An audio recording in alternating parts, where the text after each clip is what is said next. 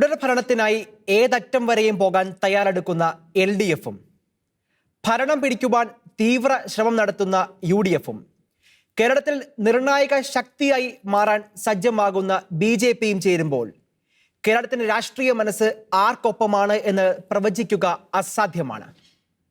മുന്നണികൾ അവരുടെ വികസന നേട്ടങ്ങളും പ്രതീക്ഷകളും സ്വപ്നങ്ങളുമെല്ലാം പങ്കുവച്ചുകൊണ്ടുള്ള അവരുടെ തെരഞ്ഞെടുപ്പ് യാത്രകൾ, കേരളത്തിന്റെ അങ്ങോളം ഇങ്ങോളം നടത്തുന്ന യാത്രകളുടെ ഒരു സമാപനം ഈ ആഴ്ചകളിൽ നമ്മൾ കണ്ടു.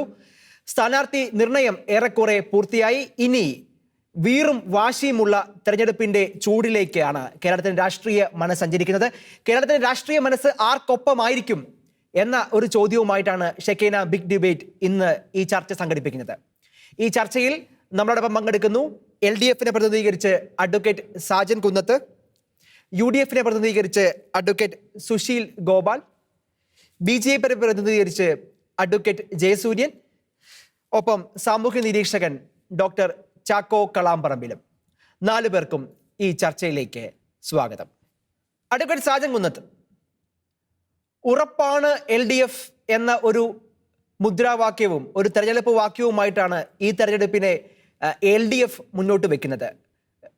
വിവിധ രാഷ്ട്രീയ വിവാദങ്ങളൊക്കെ കൊടുമ്പിരി കൊണ്ട് നിൽക്കുന്ന ഈ ഒരു സമയത്തും LDF ഉറപ്പാണ് എന്ന് എത്രത്തോളം ഉറപ്പിച്ച് പറയാൻ സാധിക്കുന്നുണ്ട് LDFന്? തീർച്ചയായും തുടർഭരണം ഉറപ്പാണ്. കാരണം എല്ലാവരും ചാനലിലെ സർവേയും ഒക്കെ ആശ്രയിച്ചാണല്ലോ എല്ലാ തെരഞ്ഞെടുപ്പും വീക്ഷിച്ചിരുന്നത്. ഈ തെരഞ്ഞെടുപ്പിലും അത് തന്നെയാണ്. സർവ്വവിധ സർവേകളും ഇടതുപക്ഷ ജനാധിപത്യ മുന്നണി തുടർ ഭരണം കേരളത്തിൽ ഉണ്ടാകും എന്ന് പറഞ്ഞിരിക്കും. അത് ഈ സംസ്ഥാനത്തിലെ മാത്രം നടത്തിയ സർവേകളിലല്ല, മറ്റ് സംസ്ഥാനങ്ങൾ നടത്തിയ സർവേകളിൽ ആ സംസ്ഥാനങ്ങളിലെ കാര്യങ്ങളും പറഞ്ഞിട്ടുണ്ട്. മുൻകാലങ്ങളിൽ ആ സർവേകളൊക്കെ വിശ്വസിച്ചുകൊണ്ടാണ് എല്ലാവരും തെരഞ്ഞെടുപ്പിനെ നേരിട്ടും തെരഞ്ഞെടുപ്പ് കഴിയുമ്പോൾ ആ സർവേ ഒക്കെ ഏകദേശം അതുപോലെ തന്നെ ശരിയാകുന്ന രീതിയിലാണ് വന്നിട്ടുള്ളത്. ഈ പ്രാവശ്യം അതൊന്നുമല്ല. ഇടതുപക്ഷ ജനാധിപത്യ ഭരണം ഉറപ്പാണെന്ന് പറയുവാനുള്ള കാരണം ഇത് കേരളത്തില് ചങ്കുറപ്പോടുകൂടി ഒരു സംസ്ഥാനത്തെ ദുരിതങ്ങളിൽ നയിക്കുവാൻ കഴിവുള്ള ഒരു മുഖ്യമന്ത്രി കേരളത്തിൽ ഉണ്ട് എന്ന് ജനം മനസ്സിലാക്കിയ ഒരു തെരഞ്ഞെടുപ്പ്. കാരണം ഇടതുപക്ഷ ജനാധിപത്യ ഉറപ്പാണ് തുടർഭരണം എന്ന് പറയുന്നുണ്ടെങ്കിൽ ആ ഉറപ്പിൽ ഏറ്റവും ആദ്യം പറയാൻ പറ്റുന്നത് എല്ലാത്തിനെയും നേരിടാൻ തന്റെ ഇടമുള്ള ഒരു മുഖ്യമന്ത്രി, മറ്റ് ഒന്നിനും വഴങ്ങാതെ എന്ന് പറഞ്ഞു കഴിഞ്ഞാൽ ഒരു ഭീതിയുമില്ലാതെ ജനങ്ങൾക്ക് സമീപിക്കാൻ പറ്റുന്ന ഒരു സംസ്ഥാനത്ത് ജീവിക്കുവാനായിട്ട് ജനങ്ങൾക്ക് സാധിക്കുമെന്ന് പറയുന്ന രീതിയിൽ അവരുടെ ആരോഗ്യം ഉറപ്പാണ്, അവരുടെ വിദ്യാഭ്യാസം ഉറപ്പാണ്, അവരുടെ റേഷൻ സമ്പ്രദായം ഉറപ്പാണ്, അവരുടെ പെൻഷൻ സമ്പ്രദായം ഉറപ്പാണ്. അങ്ങനെ വികസനത്തിന്റെ കാര്യത്തിൽ എല്ലാം ഉറപ്പുമുള്ള വികസനത്തിന്റെ പ്രതീക്ഷകളുമായിട്ടാണ് LDF ഈ തെരഞ്ഞെടുപ്പിനെ കാണുന്നത് എന്നാണ് മനസ്സിലാക്കുന്നത്. UDF പ്രതിനിധി അഡ്വക്കേറ്റ് സുശീൽ ഗോപാൽ, ഇവിടെ സർവേകളെ കുറിച്ച് അഡ്വക്കേറ്റ് സാജൻ കുന്നത്ത് പറഞ്ഞല്ലോ. ഈ സർവേകളൊക്കെ മുന്നോട്ട് വെക്കുമ്പോൾ അവിടെ ഇടതുപക്ഷത്തിന്റെ ഒരു തുടർഭരണത്തിന്റെ സാധ്യതയാണല്ലോ മുമ്പോട്ട് വെക്കുക. എങ്ങനെയാണ് UDF ഈ തെരഞ്ഞെടുപ്പിനെ മുന്നോട്ട് കാണുന്നത്? നാടിന്റെ നന്മയ്ക്കായിട്ട് UDFന് വോട്ട് ചെയ്യണമെന്ന ഒരു മുദ്രാവാക്യവുമായിട്ട് UDF വരുമ്പോൾ എത്രത്തോളം പ്രതീക്ഷയുണ്ട് UDFന് ഈ തെരഞ്ഞെടുപ്പിൽ? ഐക്യജനാധിപത്യ മുന്നണി ഇത്തവണ ഈ തെരഞ്ഞെടുപ്പിനെ നേരിടുന്നത് നാട് നന്നാകാൻ UDF, അതുപോലെ തന്നെ UDF മുന്നോട്ട് വയ്ക്കുന്ന ഒരുപാട് വാഗ്ദാനങ്ങളുണ്ട് ഈ ജനങ്ങൾക്ക് മുന്നിൽ. ആ വാഗ്ദാനങ്ങൾ ജനങ്ങൾക്ക് മുന്നിലേക്ക് വെക്കുന്നത് തീർച്ചയായും കഴിഞ്ഞ 5 വർഷക്കാലം ഇടതുപക്ഷ ജനാധിപത്യ മുന്നണിയുടെ നേതൃത്വത്തിലുള്ള സർക്കാർ ജനങ്ങൾക്ക് മുന്നിൽ കാഴ്ചവെച്ച ഏറ്റവും നെറികെട്ട ഒരു ഭരണത്തിന്റെ തീർച്ചയായും ഉള്ള ഒരു വിലയിരുത്തലിന്റെ ഭാഗമായാണ് UDF ചില മുദ്രാവാക്യങ്ങൾ മുന്നോട്ട് വയ്ക്കുന്നത്. അതിന്റെ ഒരു പ്രതിഫലനമായിരിക്കും തെരഞ്ഞെടുപ്പ് എന്ന് കൂടി പറയുവാൻ ആഗ്രഹിക്കുകയാണ്. അതോടൊപ്പം തന്നെ നേരത്തെ സാർ പറഞ്ഞ പോലെ, LDFിന്റെ പ്രതിനിധി പറഞ്ഞ പോലെ, സർവേകളെ വിശ്വസിച്ചിട്ടാണ് തെരഞ്ഞെടുപ്പിനെ നേരിടുന്നതെങ്കിൽ കഴിഞ്ഞ ലോക്സഭാ തെരഞ്ഞെടുപ്പിൽ എല്ലാ സർവേകളിലും പറഞ്ഞ ഒരു റിസൾട്ടാണോ കേരളത്തിൽ വന്നതെന്ന് ഒന്ന് നിരീക്ഷിക്കുവാൻ ഞാൻ പറയുകയാണ്. കാരണം പാലക്കാട് പറഞ്ഞത് UDF സ്ഥാനാർത്ഥി 3ാം സ്ഥാനത്തേക്ക് പോകുമെന്ന് പറഞ്ഞ പാലക്കാട്, LDFിന്റെ സ്ഥാനാർത്ഥി 46% വോട്ട് നേടി വിജയിക്കുമെന്ന് പറഞ്ഞ പാലക്കാട്, UDF സ്ഥാനാർത്ഥി 1ാം സ്ഥാനത്തെത്തുകയാണ് ചെയ്തത്. അത് മാത്രമല്ല, കേരളത്തിൽ അവർ പറഞ്ഞ സീറ്റ് ഷെയറിന്റെ 7 അയലകത്ത് പോലും സീറ്റ് ഷെയർ എത്തിയില്ല. 19-1 എന്ന അവസ്ഥയിലേക്കാണ് ലോക്സഭാ തെരഞ്ഞെടുപ്പിൽ റിസൾട്ട് വന്നത്. അപ്പോൾ ഒരിക്കലും ഒരു സർവേയുടെ അടിസ്ഥാനത്തിലല്ല UDF ഇന്ന് ജനങ്ങൾക്ക് മുന്നിലേക്ക് വെക്കുന്നത് കൃത്യമായ വികസന അജണ്ടയോടുകൂടി ഈ ലോക്ക്ഡൌൺ കാലഘട്ടത്തിലും ഈ ഇത്രയും നാശം വിതച്ച ഒരു കാലഘട്ടത്തിലും ജനങ്ങൾക്കൊപ്പം നിൽക്കാതെ കക്കുന്നതിനും കൊള്ള നടത്തുന്നതിനും തദ്ദേശ തെരഞ്ഞെടുപ്പിൽ ഈ ആരോപണങ്ങളൊക്കെ UDF ഉന്നയിച്ചതാണല്ലോ. അതിന്റെ റിസൾട്ട് ഒക്കെ നമ്മൾ കണ്ടതാണല്ലോ. അപ്പോൾ അതിലൊന്നും ജനങ്ങൾക്ക് അതിൽ കൺവിൻസിംഗ് അല്ലെന്നല്ല അതിന്റെ സൂചന. ഒരിക്കലുമല്ല. തദ്ദേശ സ്വയംഭരണ തെരഞ്ഞെടുപ്പ് എന്ന് പറയുന്നത് തദ്ദേശ സ്വയംഭരണ തെരഞ്ഞെടുപ്പിന്റെ അടിസ്ഥാനത്തിലാണ് നിയമസഭാ ഇലക്ഷനെ നിങ്ങൾ നിരീക്ഷിക്കുന്നതെങ്കിൽ, വിലയിരുത്തുന്നതെങ്കിൽ ഒരിക്കലും അത് ശരിയല്ല, തെറ്റാണെന്ന് ഞാൻ മുൻകാലങ്ങളിലെ അനുഭവം കൊണ്ട് പറയുകയാണ്. കാരണം 2000-ലെ തദ്ദേശ സ്വയംഭരണ തെരഞ്ഞെടുപ്പിൽ ഏറ്റവും മോശപ്പെട്ട അവസ്ഥയിലേക്ക് എത്തിയ UDF 2001-ലെ നിയമസഭാ തെരഞ്ഞെടുപ്പിലെ 105 സീറ്റ് നേടിക്കൊണ്ടാണ് ഭരണത്തിൽ കയറിയെന്ന് ആരും മറക്കരുത്. അതേപോലെ തന്നെ 2010-ലെ തദ്ദേശ സ്വയംഭരണ തെരഞ്ഞെടുപ്പിൽ ഉണ്ടായ മികച്ച വിജയം UDF-നെ 2011-ലെ തദ്ദേശ നിയമസഭാ ഇലക്ഷനിൽ പിന്തുണച്ചില്ല എന്നുള്ള വസ്തുതയും കൂടി നിങ്ങൾ ആലോചിക്കണം. ഒരിക്കലും തദ്ദേശ സ്വയംഭരണ തെരഞ്ഞെടുപ്പ് UDF-ഉം വലിയ പ്രതീക്ഷയിലാണ് ഈ തെരഞ്ഞെടുപ്പ് നോക്കി കാണുന്നതാണ് അഡ്വക്കേറ്റ് സുശീലിൽ നമുക്ക് മനസ്സിലാകുന്നത്. അഡ്വക്കേറ്റ് ജയസൂര്യൻ, പുതിയ കേരളം മോഡിക്കൊപ്പം എന്ന ഒരു തെരഞ്ഞെടുപ്പ് വാക്യവുമായിട്ടാണ് ഈ തെരഞ്ഞെടുപ്പിനെ BJP നോക്കി കാണുന്നത്. എത്രത്തോളം പ്രതീക്ഷയുണ്ട് കേരളത്തിൽ BJPക്ക് ഈ തെരഞ്ഞെടുപ്പ്? കേരളത്തിന്റെ രാഷ്ട്രീയ ഭൂപടം മാറ്റി എഴുതുന്ന തെരഞ്ഞെടുപ്പായിരിക്കും ഇത് എന്നാണ് ഞങ്ങൾ പ്രതീക്ഷിക്കുന്നത്. കേരളത്തില് കഴിഞ്ഞ അരനൂറ്റാണ്ട് കാലത്തിലധികമായി ഈ രണ്ട് മുന്നണികൾ കൃത്യമായി 5 വർഷം വീതം വച്ച് ഭരിക്കുന്ന ഒരു പതിവാണ് ഉണ്ടായിരുന്നത്. അത് കേരളത്തെ വികസനത്തിന്റെ കാര്യത്തിൽ എവിടെ എത്തിച്ചു എന്നുള്ളത് വളരെ വ്യക്തമാണ്. കോവിഡിനെ നേരിടുന്ന കാര്യത്തിൽ വളരെ ആത്മവിശ്വാസത്തോടു കൂടി വലിയ പ്രചരണ പരിപാടികളോട് കൂടി നമ്മുടെ മുഖ്യമന്ത്രി രംഗത്ത് വന്നു എങ്കിൽ ഇപ്പോൾ അവസ്ഥ എന്താണ്? ഇന്ത്യയിലെ കോവിഡ് രോഗികളുടെ ആകെ എണ്ണമെടുത്താൽ അതിൽ പകുതിയും കേരളത്തിലാണ്. ഇന്ത്യയിലെ കോവിഡ് രോഗികളുടെ മരണനിരക്കെടുത്താൽ ഏറ്റവും ഉയർന്ന മരണനിരക്കും കേരളത്തിലാണ്. അപ്പോൾ ഉറപ്പാണ് ആരോഗ്യം എന്നുള്ളതിന്റെ ഉറപ്പ് ഇവിടെ തന്നെ നമുക്ക് വ്യക്തമായിട്ട് കാണാൻ കഴിയും. അതുകൊണ്ട് ജനങ്ങൾ ഇത്തരം കാര്യങ്ങളെ സംബന്ധിച്ച് വിലയിരുത്തി കാര്യമായ ഒരു രാഷ്ട്രീയ പുനർവിചിന്തനത്തിന് തയ്യാറെടുക്കുന്ന തെരഞ്ഞെടുപ്പായിരിക്കും വരാൻ പോകുന്ന തെരഞ്ഞെടുപ്പ് എന്ന് ഞങ്ങൾ വിശ്വസിക്കുകയാണ്. അതിനൊരു കാരണമുണ്ട്. കേരളത്തില് LDF ഭരിച്ചാൽ UDF ഭരിച്ചാൽ എവിടം വരെ ഭരിക്കാൻ പറ്റും എന്നുള്ളതിന് കഴിഞ്ഞ അരനൂറ്റാണ്ട് കാലത്തെ അനുഭവ പരിചയമാണ് ഉള്ളത്. എന്നാൽ BJPയെ സംബന്ധിച്ച് BJP അധികാരത്തിൽ വന്ന സംസ്ഥാനങ്ങളിൽ വന്ന മാറ്റങ്ങൾ കേരളത്തിലുള്ളവർക്കും നോക്കിക്കാണാൻ കഴിയുന്ന കാര്യമാണ്.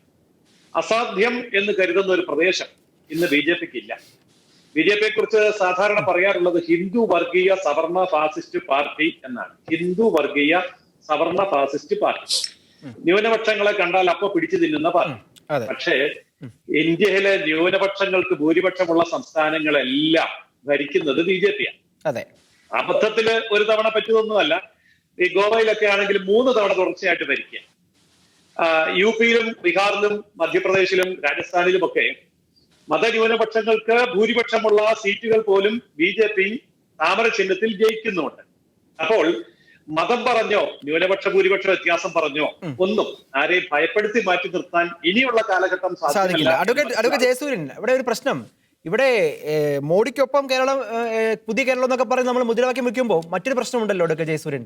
ഇവിടെ പെട്രോളിന്റെയും പാചകവാത സിലിണ്ടറുകളിലേക്ക് വില എത്രത്തോളമാണ് ഈ BJP സർക്കാർ കൂട്ടിയത്? ഈ വീട്ടിൽ ഗ്യാസ് ഉപയോഗിക്കുന്ന ആളുകൾ അല്ലെങ്കിൽ പെട്രോൾ സ്വന്തം കൈസയ്ക്ക് പെട്രോൾ അടിക്കുന്ന ആളുകൾക്കൊക്കെ ഏത് ധൈര്യത്തിലാണ് BJPക്ക് വോട്ട് കൊടുക്കുന്നത് എന്നൊരു ചോദ്യം ഈ സമയത്ത് ഉയരുന്നുണ്ട്. അതിനോടുള്ള പ്രതികരണം എങ്ങനെയാണ്? അതേക്കുറിച്ച് വ്യക്തമായ കാഴ്ചപ്പാട് BJP ആദ്യം തന്നെ മുന്നോട്ട് വെച്ചിരുന്നു. GST കൊണ്ടുവരിക BJP തയ്യാറാണ്. പക്ഷേ BJP എപ്പോഴാണ് തയ്യാറായത്? അതിന് എത്രയോ കാലമായി ചർച്ച നടക്കുന്നുണ്ടായിരുന്നു. ഏറ്റവും ഇലക്ഷൻ അടുത്തപ്പോഴല്ലേ അത് ചർച്ചയിലേക്ക് വന്നുള്ളൂ? അല്ലല്ല, കഴിഞ്ഞ GST ഉണ്ടായ കാലം മുതൽ തന്നെ ആദ്യം തന്നെ BJP പറഞ്ഞതാണ് ഈ പെട്രോളിയം ഉൽപ്പന്നങ്ങൾ GSTയിലേക്ക് കൊണ്ടുവന്നാൽ ഒരു 50 രൂപ 60 രൂപ റേഞ്ചിൽ നമുക്ക് പെട്രോൾ ഡീസൽ വിൽക്കാൻ സാധിക്കും. പക്ഷെ GST കൗൺസിൽ എന്ന് പറയുന്നത് എല്ലാ സംസ്ഥാനങ്ങളും കേന്ദ്രഭരണ പ്രദേശങ്ങളും ഉൾപ്പെടുന്നവരാണ്. അവിടെ അതിന് ഭൂരിപക്ഷം കിട്ടിയാൽ മാത്രമേ ഇത് നടപ്പാക്കാൻ സാധിക്കുകയുള്ളൂ. ഇപ്പോൾ BJP തയ്യാറാണ്, ബാക്കി എല്ലാ സംസ്ഥാനങ്ങളും തയ്യാറാണെങ്കിൽ ഏത് നിമിഷം വേണമെങ്കിലും അത് നടപ്പാക്കാവുന്നതേ ഉള്ളൂ. അപ്പോൾ ആ തരത്തിലുള്ള ഒരു മാറ്റം വരികയാണെങ്കിൽ ഈ പ്രശ്നം അവസാനിക്കും. ഈ വില വളരെ കൂടുതലാണ് എന്നുള്ള അഭിപ്രായമാണ് അപ്പോൾ ഗ്യാസ് പാർട്ടിപരം അല്ലെങ്കിൽ പാചകവാദം. എന്താണെങ്കിലും പാചകവാദം പെടുത്താൻ പറ്റുമോ? അല്ല, എന്താണെങ്കിലും പെടുത്താൻ പറ്റുമല്ലോ. ഇത് സ്റ്റേറ്റുകളും കേന്ദ്രവും കൂടെ തീരുമാനിച്ചാൽ മതിയല്ലോ. അതായത് ബി.ജെ.പിക്ക് അറിയാം, അതായത് ബി.ജെ.പി അതൊരു പ്രശ്നമായിട്ട് തന്നെ അംഗീകരിക്കുന്നു, ജനങ്ങളുടെ ഒരു വലിയ പ്രതിസന്ധിയാണെന്ന് അംഗീകരിക്കുന്നു, അതിനുള്ള ഉത്തരം തീർച്ചയായിട്ടും. അതായത് ബി.ജെ.പി എന്ന പാർട്ടി എന്നുള്ള നിലയിലും വ്യക്തി എന്നുള്ള നിലയിലും ഞാൻ അടക്കമുള്ള ആൾക്കാര് 100% അംഗീകരിക്കുന്നു. ഇത് സഹിക്കാൻ വയ്യാത്ത വിലയാണ്, സഹിക്കാൻ വയ്യാത്ത വിലയാണ്. അപ്പൊ അതുകൊണ്ട് തീർച്ചയായും ഞാൻ തിരിച്ചു വരാം. രണ്ടാം ഘട്ടത്തിൽ നമുക്ക് അതിനെക്കുറിച്ച് കാര്യമായ ചർച്ചകൾ നടത്തേണ്ടതായിട്ടുമുണ്ട്. ഡോക്ടർ ചാക്കോ കളാമ്പറമ്പിൽ, ഈ തെരഞ്ഞെടുപ്പിനെ അങ്ങ് എങ്ങനെയാണ് നോക്കിക്കാണുന്നത്? പ്രത്യേകിച്ച് കേരളത്തിലെ ക്രൈസ്തവ സമൂഹം വലിയ ആശങ്കകളോടെ നോക്കിക്കാണുന്ന തെരഞ്ഞെടുപ്പാണിത്. ഒത്തിരി ആശങ്കകൾ അവരുടെ മുമ്പിലുണ്ട്. ഈ ദിവസങ്ങളിലൊക്കെ ഒരു മാനിഫെസ്റ്റോ അങ്ങേരെ ശ്രദ്ധയിൽപ്പെട്ടിട്ടുണ്ടാകാം. സീറോ മലബാർ സഭയുടെ പ്രതിനിധീകരിച്ചുള്ള മാനിഫെസ്റ്റോ ഒക്കെ വരുന്നുണ്ട്. ഒത്തിരി പ്രശ്നങ്ങൾ കേരളത്തിലെ സമൂഹം നേരിടുന്നുണ്ട് എന്നൊക്കെയുള്ള ആശങ്കകൾ ഇവിടെ നിൽക്കുന്നുണ്ട്. എങ്ങനെയാണ് കേരളത്തിലെ രാഷ്ട്രീയ പാർട്ടികളോട് ഒരു വോട്ടർ എന്ന നിലയിൽ അങ്ങേക്ക് പങ്കുവെക്കാനുള്ള കാര്യങ്ങൾ അല്ലെങ്കിൽ ആശങ്കകൾ?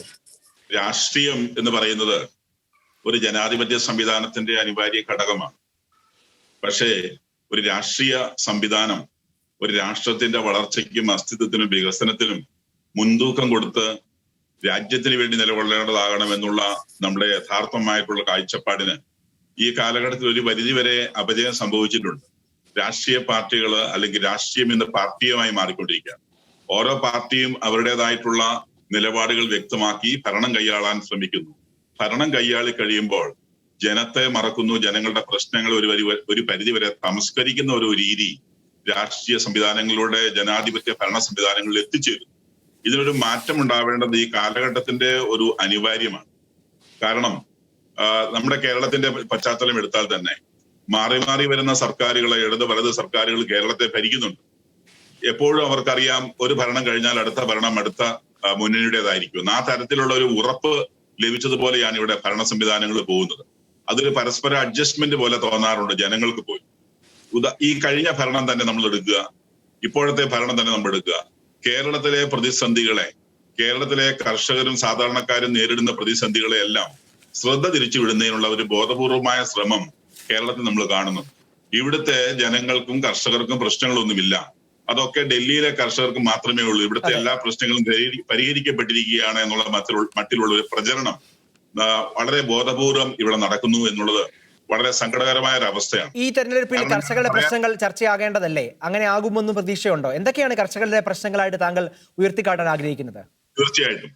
ഉദാഹരണത്തിന് നമ്മൾ കേരളത്തിലേക്ക് വന്നു കഴിഞ്ഞാൽ കാർഷിക മേഖല നേരിടുന്ന വലിയ പ്രതിസന്ധികളിൽ ഒന്നാണ് ഇവിടുത്തെ വന്യമൃഗ ശല്യം. ഈ വന്യമൃഗ ശല്യത്തിനെതിരെ കൃത്യമായിട്ടൊരു വെർമിൻ ഡിക്ലറേഷൻ, ക്ഷുദ്രജീവികളായി പ്രഖ്യാപിക്കേണ്ട കാട്ടുപന്നി പോലുള്ള മൃഗങ്ങളെ വെർമിനായി പ്രഖ്യാപിക്കാൻ മറ്റ് സംസ്ഥാനങ്ങളെ ബീഹാറും ഉത്തരാഖണ്ഡും ഉത്തർപ്രദേശും ഹിമാചലും പോലുള്ള സംസ്ഥാനങ്ങൾ തയ്യാറാകുമ്പോൾ കേരളത്തിലെ ഭരണാധികാരികൾ അതിനുവേണ്ടി നൽകുന്ന ശുപാർശകള് അതിൽ തന്നെ തള്ളപ്പെട്ടു പോകാനുള്ള കാരണം ഇവിടുന്ന് നൽകുന്ന ശുപാർശകളുടെ വേഗത്തിൽ പരിഗണിച്ച് വൈൽഡ് ലൈഫ് വാർഡന്റെ കത്ത് പോലും വെക്കാതെ കൊടുക്കുന്ന ശുപാർശകളുടെ അപര്യാപ്തതയാണ് നമ്മൾ തിരിച്ചറിയണം. അതിന് വീണ്ടും കേന്ദ്രത്തിലേക്ക് പഴിച്ചായിക്കൊണ്ട് പോകുന്നതാണ് നമ്മളിവിടെ കാണുന്നത്. അതുപോലെ തന്നെ EFLന്റെ പേരിൽ, എക്കോളജിക്കലി ഫ്രജൈൽ ലാൻഡ് എന്നുള്ള പേരിൽ കേരളത്തിൽ മാത്രം നിലനിൽക്കുന്ന ഒരു നിയമമുണ്ട്. ഏകദേശം 10,000-ലധികം കുടുംബങ്ങളുടെ കിടപ്പാടങ്ങളും കൊച്ചു കൊച്ചു ഭൂമികളും കൈയടക്കി അവരെ അതിൽ നിന്ന് കുടിയിറക്കിക്കൊണ്ട് അല്ലെങ്കിൽ പൂർണ്ണമായും ഒഴിവാക്കിക്കൊണ്ട് വഴിയാധാരമാക്കിയ ഒരു അവസ്ഥ നിലനിൽക്കുന്നുണ്ട്. ആ നിയമം കേരളത്തിൽ മാത്രമുള്ള നിയമമാണ്. കേരളത്തിലെ 23 വന്യജീവി സങ്കേതങ്ങൾക്ക് ചുറ്റും ഇപ്പോൾ പരിസ്ഥിതി സംവേദക മേഖല പ്രഖ്യാപിച്ചുകൊണ്ട് ജനങ്ങൾ തിങ്ങിപ്പാർക്കുന്ന പ്രദേശങ്ങളെ വനമാക്കി മാറ്റാനുള്ള ശ്രമം നടത്തുന്നതും കേരള ഗവൺമെന്റിന് നല്ലൊരു പങ്ക് അതിനകത്തുണ്ട്. കാരണം പല പ്രാവശ്യം ഇത് ഗവൺമെന്റിന്റെ ശ്രദ്ധയിൽപ്പെടുത്തിയതാണ്. അത് ഒഴിവാക്കിക്കൊണ്ട് ജനവാസ കേന്ദ്രങ്ങളെ ഒഴിവാക്കിക്കൊണ്ട് വനത്തിനകത്തുള്ള വന്യജീവി സങ്കേതങ്ങളെ വനത്തിന്റെ ബാക്കി ഭാഗം അതിന്റെ ബഫർ സോണായി കാണിച്ചുകൊണ്ട് അപേക്ഷകൾ നൽകണമെന്ന് നമ്മൾ ഇവിടുന്ന് ആവശ്യപ്പെടുന്നു. നമ്മൾ കൊടുക്കുന്ന ഏത് അപേക്ഷയും സ്വീകരിക്കാമെന്ന് കേന്ദ്രം പറഞ്ഞതായും പറയുന്നു. അങ്ങനെയാണെങ്കിൽ എന്തുകൊണ്ടാണ് അത് നൽകപ്പെടാതെ പോകുന്നത്? ജനങ്ങളെ വീണ്ടും വീണ്ടും വളരെ പ്രസക്തമായ ചോദ്യമാണ് ഡോക്ടർ ചാക്കോ ഇവിടെ മുന്നോട്ട് വെക്കുന്നത്. കസ്തൂരംഗൻ വിഷയം ഇന്നും നീറിക്കത്തുന്ന ഒരു വിഷയമാണ്. നമ്മൾ മനസ്സിലാക്കേണ്ട ഒരു യാഥാർത്ഥ്യമാണ്. 123 വില്ലേജുകളെ കൊണ്ട് കേരളത്തെ മുഴുവൻ പരിസ്ഥിതിയെയും സംരക്ഷിക്കാമെന്ന വ്യാജേന 123 വില്ലേജുകളെ ESI ആയി പ്രഖ്യാപിച്ചുകൊണ്ട് ഗവൺമെന്റ് നൽകിയിരിക്കുന്ന അവസാനത്തെ ശുപാർശ സാധാരണക്കാരായ ജനങ്ങളുടെ കിടപ്പാടങ്ങൾ പോലും റിസർവ് ഫോറസ്റ്റ് ആയി മാറുന്ന വിധത്തിലായി പോയിട്ടുണ്ട്. 2018 നൽകിയ അവസാനത്തെ ശുപാർശ. ഇത്തരം പ്രശ്നങ്ങളൊന്നും ഇവിടെ അഡ്രസ് ചെയ്യപ്പെടുന്നില്ല. വ്യക്തമാണ്. തിരിച്ചു വരാം. അഡ്വക്കേറ്റ് സാജൻ കുന്നത്ത്, ഇവിടെ അഡ്വക്കേറ്റ് ഡോക്ടർ ചാക്കോ കളമരയിൽ പറഞ്ഞത് വളരെ പ്രസക്തമായ ഒരു കാര്യമല്ലേ? ഒന്ന്, ഈ പറയുന്ന എക്കോ സെൻസിറ്റീവ് സോൺ എന്ന് പറഞ്ഞാൽ വളരെ വിചിത്രമായ ചില നിയമ നടപടികളുമായിട്ടാണ് കേരള സർക്കാർ മുന്നോട്ട് പോകുന്നത്. അതിന്റെ അന്തിമ തീരുമാനം കേന്ദ്രമാണെങ്കിൽ പോലും കേരള സർക്കാർ കൊടുത്ത റിപ്പോർട്ടിന്റെ അടിസ്ഥാനത്തിലാണ് അത് ഉണ്ടായതും. 10 ലക്ഷം ജനങ്ങളെ ബാധിക്കുന്ന, 10 ലക്ഷം കർഷകരെ ബാധിക്കുന്ന വിഷയമാണ്. അതിൽ ഇടതുപക്ഷത്തിന് എന്ത് നിലപാടാണുള്ളത്? ഒന്ന്. രണ്ടാമത്തെ കാര്യം, ഈ ക്ഷുദ്രജീവികളെ പ്രഖ്യാപിക്കുന്ന കാര്യങ്ങൾ, അതിലൊന്നും ശക്തമായ നിലപാടൊന്നും എടുത്തിട്ടില്ല. അങ്ങൊരു കർഷക പാർട്ടിയെ, കർഷകരുടെ ഒരു ശബ്ദമായി മാറുന്ന നേതാവ് കൂടിയല്ലേ? അങ്ങനെയെങ്കിൽ ഈ ഇടതുപക്ഷ സർക്കാർ ഈ കർഷക സമൂഹത്തെ അഡ്രസ് ചെയ്യുന്നില്ല എന്ന ഡോക്ടർ ചാക്കോയുടെ ആരോപണത്തെ എങ്ങനെയാണ് അങ്ങ് നോക്കിക്കാണുന്നത്? തികച്ചും തെറ്റായ കാര്യമാണ് ഡോക്ടർ ചാക്കോ കളമ്പറമ്പിൽ പറഞ്ഞിരിക്കുന്നത്. ഇടതുപക്ഷ ജനാധിപത്യ മുന്നണി ഗവൺമെന്റ് ജനങ്ങൾക്ക് യാതൊരു കുഴപ്പവും വരുന്ന രീതിയിലുള്ള നിയമങ്ങൾ പരിപാലിക്കുവാനായിട്ട് ശ്രമിക്കുകയില്ലെന്ന് കേരളത്തിന്റെ മുഖ്യമന്ത്രി ഉൾപ്പെടെയുള്ള ആൾക്കാർ പറഞ്ഞിട്ടുണ്ട്. നമുക്കറിയാം, കേന്ദ്രം ഇടപെട്ട് ഉണ്ടാക്കിയിരിക്കുന്ന നിയമങ്ങളാണ് EFL മേഖലയും. EFL ഉണ്ടാകുന്നത് കേരള സർക്കാർ കൊടുക്കുന്ന റിപ്പോർട്ടാണ്. അതിന്റെ ഒപ്പിടൽ മാത്രമാണ് കേന്ദ്ര സർക്കാർ ചെയ്യുന്നത്. ശരിയാണ് പറഞ്ഞത്. റിപ്പോർട്ട് നമുക്കറിയാലോ, റിപ്പോർട്ട് തയ്യാറാക്കുന്നതും എടുക്കുന്നതും അതിന് ബന്ധപ്പെട്ട ഉദ്യോഗസ്ഥരാണ്. ഉദ്യോഗസ്ഥർക്ക് അതിൻ്റെതായ ചില മാനദണ്ഡങ്ങളുണ്ട്. ആ മാനദണ്ഡങ്ങളുടെ അടിസ്ഥാനത്തിൽ അവർ ചെയ്തു പോകും എന്നും പറഞ്ഞ് അത് ഉടനെ നടപ്പായി വരണം എന്നുള്ളതല്ല.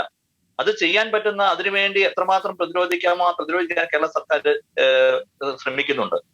ഞാൻ ആ വിഷയങ്ങൾ മാത്രം പറയാതെ, ചെയ്ത കാര്യങ്ങൾ, നല്ല കാര്യങ്ങൾ പറയാതെ ചെയ്യാത്ത കാര്യങ്ങൾ, ഇത് ഇന്നുണ്ടായ ഒരു വിഷയം മാത്രമല്ല. ചെയ്യാത്ത കാര്യങ്ങളാണ് നമ്മുടെ വിഷമം, നമ്മുടെ ആശങ്ക അതാണ് സംഭവിച്ചു.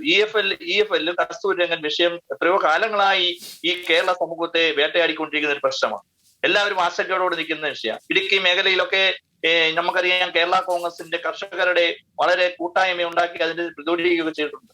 അതിനുശേഷം ഇടതുപക്ഷ ജനാധിപത്യത്തിന്റെ ഭാഗമായി കേരള കോൺഗ്രസ് പ്രിയങ്കനായ ജോസ് കെ മാണി നേതൃത്വം നൽകുന്ന കേരള കോൺഗ്രസ് കടന്നു വന്നതിന് ശേഷം ഈ വക വിഷയങ്ങളെല്ലാം കേരളത്തിന്റെ മുഖ്യമന്ത്രി പിണറായി വിജയന്റെ അടുത്ത് സമർപ്പിക്കുകയും അതിന്റെ അടിസ്ഥാനത്തിൽ അതിന് നല്ല രീതിയിലുള്ള ഇടപെടൽ ആ ഭാഗത്തുണ്ടാവുമെന്ന് ഞങ്ങളോട് പറഞ്ഞിട്ടുണ്ട്. അതുപോലെ തന്നെ ഞാൻ പറയട്ടെ, ഇടതുപക്ഷ ജനാധിപത്യ ഗവൺമെന്റിലെ കേരള കോൺഗ്രസ് പാർട്ടി ഒരു ഘടകകക്ഷിയായി പ്രവേശിച്ചപ്പോൾ ഞങ്ങൾ കൊടുത്തിരുന്ന ആ ആവശ്യങ്ങളുടെ ഭാഗമായിട്ടാണ്, നിങ്ങൾക്കറിയാം, ഏപ്രിൽ 1 മുതൽ റബ്ബറിന്റെ വിലസ്ഥിരതാ ഫണ്ട് 170 രൂപയായി ഉയർത്തിയിരിക്കുന്നു. അതുപോലെ തന്നെ നെല്ലിന്റെ സംഭരണ വില 28 രൂപയായി ഉയർത്തുന്നു. നാളികേരത്തിന്റെ സംഭരണ വില 27 രൂപയിൽ നിന്ന് 32 രൂപയായി ഉയർത്തുന്നു. അങ്ങനെ കർഷകന് ഗുണകരമായ കുറേയേറെ കാര്യങ്ങൾ ചെയ്ത ഒരു സർക്കാരാണ് ഈ കേരള സംസ്ഥാനത്ത് ഭരണത്തിലിരിക്കുന്നത്. അതുപോലെ തന്നെ ഞാൻ പറയാമല്ലോ, ഇപ്പം ക്രൈസ്തവ മേഖലയെ പറ്റിയൊക്കെ പറഞ്ഞു. ക്രൈസ്തവർക്ക് ഗുണകരമായ ഒത്തിരി നിയമങ്ങൾ ഈ സർക്കാരിന്റെ ഭാഗത്തുനിന്ന് ഉണ്ടായിട്ടുണ്ട്. മുൻകാലങ്ങളിൽ ഉണ്ടാകാത്ത കാര്യങ്ങളുണ്ട്. EWS നമുക്കറിയാം, എക്കണോമിക്കലി വീക്കർ സെക്ഷന് വേണ്ടിയിട്ട് നമുക്കറിയാം മറ്റുള്ളവരുടെ സംവരണം, ഒത്തിരിയേറെ പ്രക്ഷോഭങ്ങളൊക്കെ ആയിട്ട് ഓരോ രാഷ്ട്രീയ പാർട്ടികളൊക്കെ കടന്നു വന്നു. പക്ഷെ വേറുള്ളവരുടെ സംവരണത്തിൽ കൈയിട്ട് വാരാതെ സംവരണം നൽകുവാനായിട്ടാണ് സർക്കാർ തീരുമാനമെടുത്തിരിക്കുന്നത്. അങ്ങനെ തീരുമാനമെടുത്ത് അതിന് അവർക്ക് 10% സംവരണം വിദ്യാഭ്യാസത്തിനും ജോലികളിലും. ഒറ്റ ചോദ്യം, ഈ എക്കോ സെൻസിറ്റീവ് സോണിൽ നിന്ന് LDF നിലപാട് എന്താണ്? ഇതിൽ നിന്ന് ജനവാസ മേഖല ഒഴിവാക്കിക്കൊണ്ട് കർഷകരെ ബാധിക്കാത്ത നിലപാട് LDF നിന്ന് പ്രതീക്ഷിക്കാമോ തുടർ ഭരണത്തിന്റെ സമയത്ത്? തീർച്ചയായിട്ടും ഉണ്ടാവും. തീർച്ചയായും ആ ഒരു ഉറപ്പ് കേരളത്തിലെ കർഷകരുടെ മുമ്പിൽ LDF വെക്കുകയാണ്. അഡ്വക്കേറ്റ് സുശീൽ ഗോപാൽ, ഇവിടെ വളരെ പ്രസക്തമായ ഒരു ചോദ്യം ഉണ്ട്. ഒന്ന്, കഴിഞ്ഞ തെരഞ്ഞെടുപ്പിന്റെ ഒരു റിസൾട്ട് നമ്മുടെ മുമ്പിലുണ്ട്. പ്രത്യേകിച്ച് കേരളത്തിലെ ന്യൂനപക്ഷ സമൂഹങ്ങളുടെയൊക്കെ ഒരു വലിയ അകൽച്ചയിലാണ് UDF-ഉമായിട്ട് എന്നൊരു സന്ദേഹം എല്ലായിടങ്ങളിലും ഉയർന്നു വരുന്നുണ്ട്. അത് കോൺഗ്രസ് നേതാക്കൾക്ക് വരെ അതിനെക്കുറിച്ച് പ്രതികരിച്ചിട്ടുമുണ്ട് എന്ന് മനസ്സിലാക്കുന്നു. പ്രത്യേകിച്ച് അഡ്വക്കേറ്റ് സാജൻ കുന്നത്തൊക്കെ പ്രതികരിക്കുന്ന മാണി വിഭാഗം ഇന്ന് UDF-ന്റെ കൂടെ ഉണ്ടായിരുന്ന മാണി വിഭാഗം ഇന്ന് LDF-ന്റെ കൂടെയുമാണ്. മധ്യകേരളത്തിന്റെ രാഷ്ട്രീയമൊക്കെ പരിശോധിക്കുമ്പോൾ ഈ ക്രൈസ്തവ ന്യൂനപക്ഷങ്ങളെ ഒരു അകൽച്ച UDF-ന് ഉണ്ടോ? അങ്ങനെ ഒരു അകൽച്ച ഉണ്ടെങ്കിൽ അവരുടെ ആശങ്കകൾ പരിഹരിക്കാൻ എന്ത് ഇടപെടലാണ് UDF സംവിധാനങ്ങൾ ഒരുക്കാൻ പോകുന്നത് എന്നതാണ് ചോദ്യം. അല്ല, കൃത്യമായിട്ട് നിങ്ങൾ ഈ പറയുന്ന അകൽച്ച എന്നുള്ളത് കൃത്യമായി പറഞ്ഞു വെക്കുന്നിടത്താണ് ഈ അകൽച്ച ഉണ്ടാകുന്നത്. സത്യത്തിൽ അങ്ങനെ ഒരു അകൽച്ച ഉണ്ടായിരുന്നുവെങ്കിൽ ഈ പറഞ്ഞ പാർലമെന്റ് തെരഞ്ഞെടുപ്പ് നടന്നിട്ട് 2 വർഷമാകുന്നുള്ളൂ. ഈ പാർലമെന്റിലെ റിസൾട്ടുമായി ബന്ധപ്പെട്ട് പിന്നെ ഈ കോട്ടയത്ത് തദ്ദേശ സ്വയംഭരണ തെരഞ്ഞെടുപ്പുമായി ബന്ധപ്പെട്ട റിസൾട്ടാണ് പറയുന്നതെങ്കിൽ തദ്ദേശ സ്വയംഭരണ തെരഞ്ഞെടുപ്പിൽ ഈ പറയുന്ന കേരള കോൺഗ്രസ് എന്ന് പറയുന്ന രാഷ്ട്രീയ പാർട്ടി LDF-ൽ ചേർന്നതിന് ശേഷം പറയത്തക്കതായ എന്ത് മുന്നേറ്റമാണ് കോട്ടയം ജില്ലയ്ക്കകത്ത് തന്നെ ഈ പറയുന്ന LDF-ന് ഉണ്ടായിട്ടുള്ളത്? പറയത്തക്കതായ ഒരു മുന്നേറ്റം. അതായത് LDF-ന് ഈ പറയുന്ന തദ്ദേശ സ്വയംഭരണ തെരഞ്ഞെടുപ്പിൽ കാലാകാലങ്ങളായി കിട്ടിയിരുന്ന ഭൂരിപക്ഷത്തിനപ്പുറം പറയത്തക്കതായ അല്ലെങ്കിൽ ഈ പറഞ്ഞ കേരള കോൺഗ്രസ് എം വന്നു എന്നുള്ളത് കൊണ്ട് മാത്രമുണ്ടായ നേട്ടം എന്ന് പറയുന്നത് എന്താണ്? ഈ തദ്ദേശ സ്വയംഭരണ തെരഞ്ഞെടുപ്പിലുണ്ടായ റിസൾട്ട് എന്ന് പറയുന്നത് ഒരിക്കലും ക്രൈസ്തവ ന്യൂനപക്ഷങ്ങളോ അല്ലെങ്കിൽ മറ്റേതെങ്കിലും വിഭാഗങ്ങളോ UDF നിന്ന് അകൽച്ച സംഭവിച്ചതിന്റെ അടിസ്ഥാനത്തിലല്ല. കൃത്യമായി അതിനകത്തൊരു വസ്തുത കൂടി ഞാൻ സൂചിപ്പിച്ചുകൊണ്ട് പോവുകയാണ്. ഈ കഴിഞ്ഞ തദ്ദേശ സ്വയംഭരണ തെരഞ്ഞെടുപ്പിന്റെ ഏകദേശം 4 ദിവസം മുമ്പാണ് കേരളത്തിന്റെ മുഖ്യമന്ത്രി ഇത്തവണത്തെ തദ്ദേശ സ്വയംഭരണ തെരഞ്ഞെടുപ്പിൽ ഞങ്ങൾ മൃഗീയ ഭൂരിപക്ഷം നേടുമെന്ന് പ്രസ്താവിച്ചത്.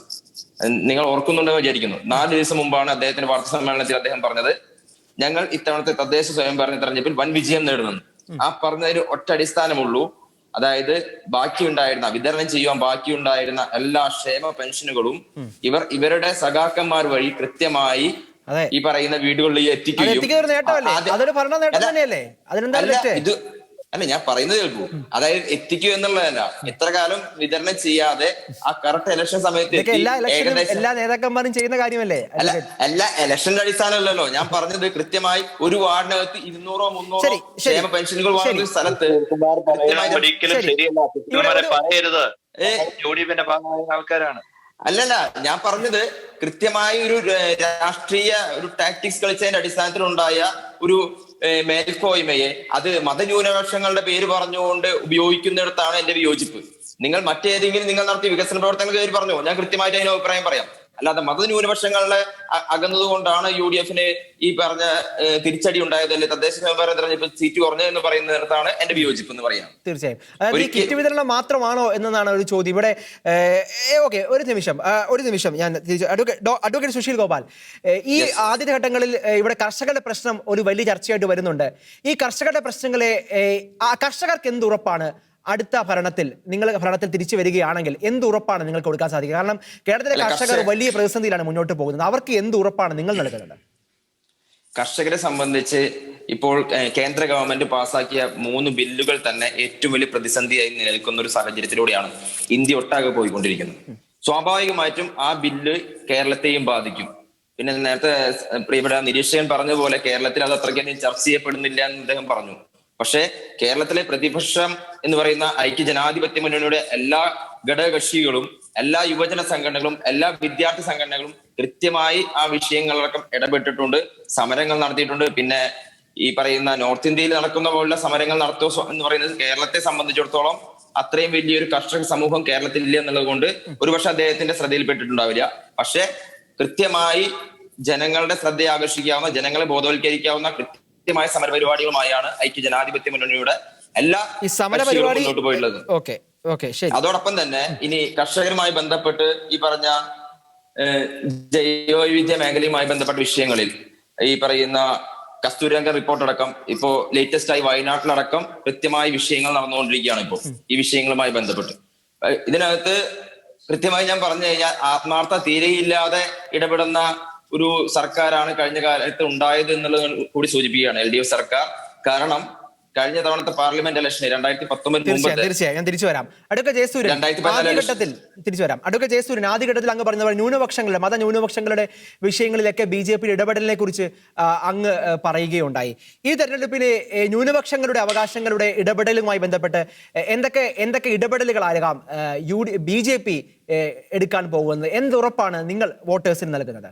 മതന്യൂനപക്ഷങ്ങൾക്ക് ഉള്ള ക്ഷേമ പദ്ധതികളുടെ എണ്ണം കേന്ദ്ര ഗവൺമെന്റിന്റെ കീഴിൽ 72 എണ്ണമാണ്. 72 ക്ഷേമ പദ്ധതികൾ മതന്യൂനപക്ഷങ്ങൾക്ക് വേണ്ടിയുണ്ട്. അതുപോലെ തന്നെ മുന്നോക്ക സമൂഹത്തിൽ ഉൾപ്പെട്ടു പോയവരിൽ പിന്നോക്കങ്ങളായി നിൽക്കുന്ന, എക്കണോമിക്കലി ബാക്ക്വേർഡ് ആയി നിൽക്കുന്ന ആൾക്കാർക്ക് വേണ്ടി 10% സംവരണം കൊണ്ടുവന്നത് BJP ആണ്. ഇങ്ങനെ ക്രിയാത്മകമായി ഇക്കാര്യങ്ങളിൽ നടപടികൾ എടുത്തു കഴിഞ്ഞിരിക്കുന്നു എന്ന് മാത്രമല്ല, ഇപ്പോൾ ലേറ്റസ്റ്റ് ആയിട്ട് സഭാ തർക്കങ്ങളിൽ വരെ സംയോജനം ഉണ്ടാക്കാൻ ആവശ്യമായ രീതിയിലുള്ള ചർച്ചകൾ അതുപോലും ആ സമൂഹങ്ങൾക്കിടയിലേക്ക് കടന്നു വന്നുകൊണ്ട് ചെയ്തുകൊണ്ടിരിക്കുന്നു.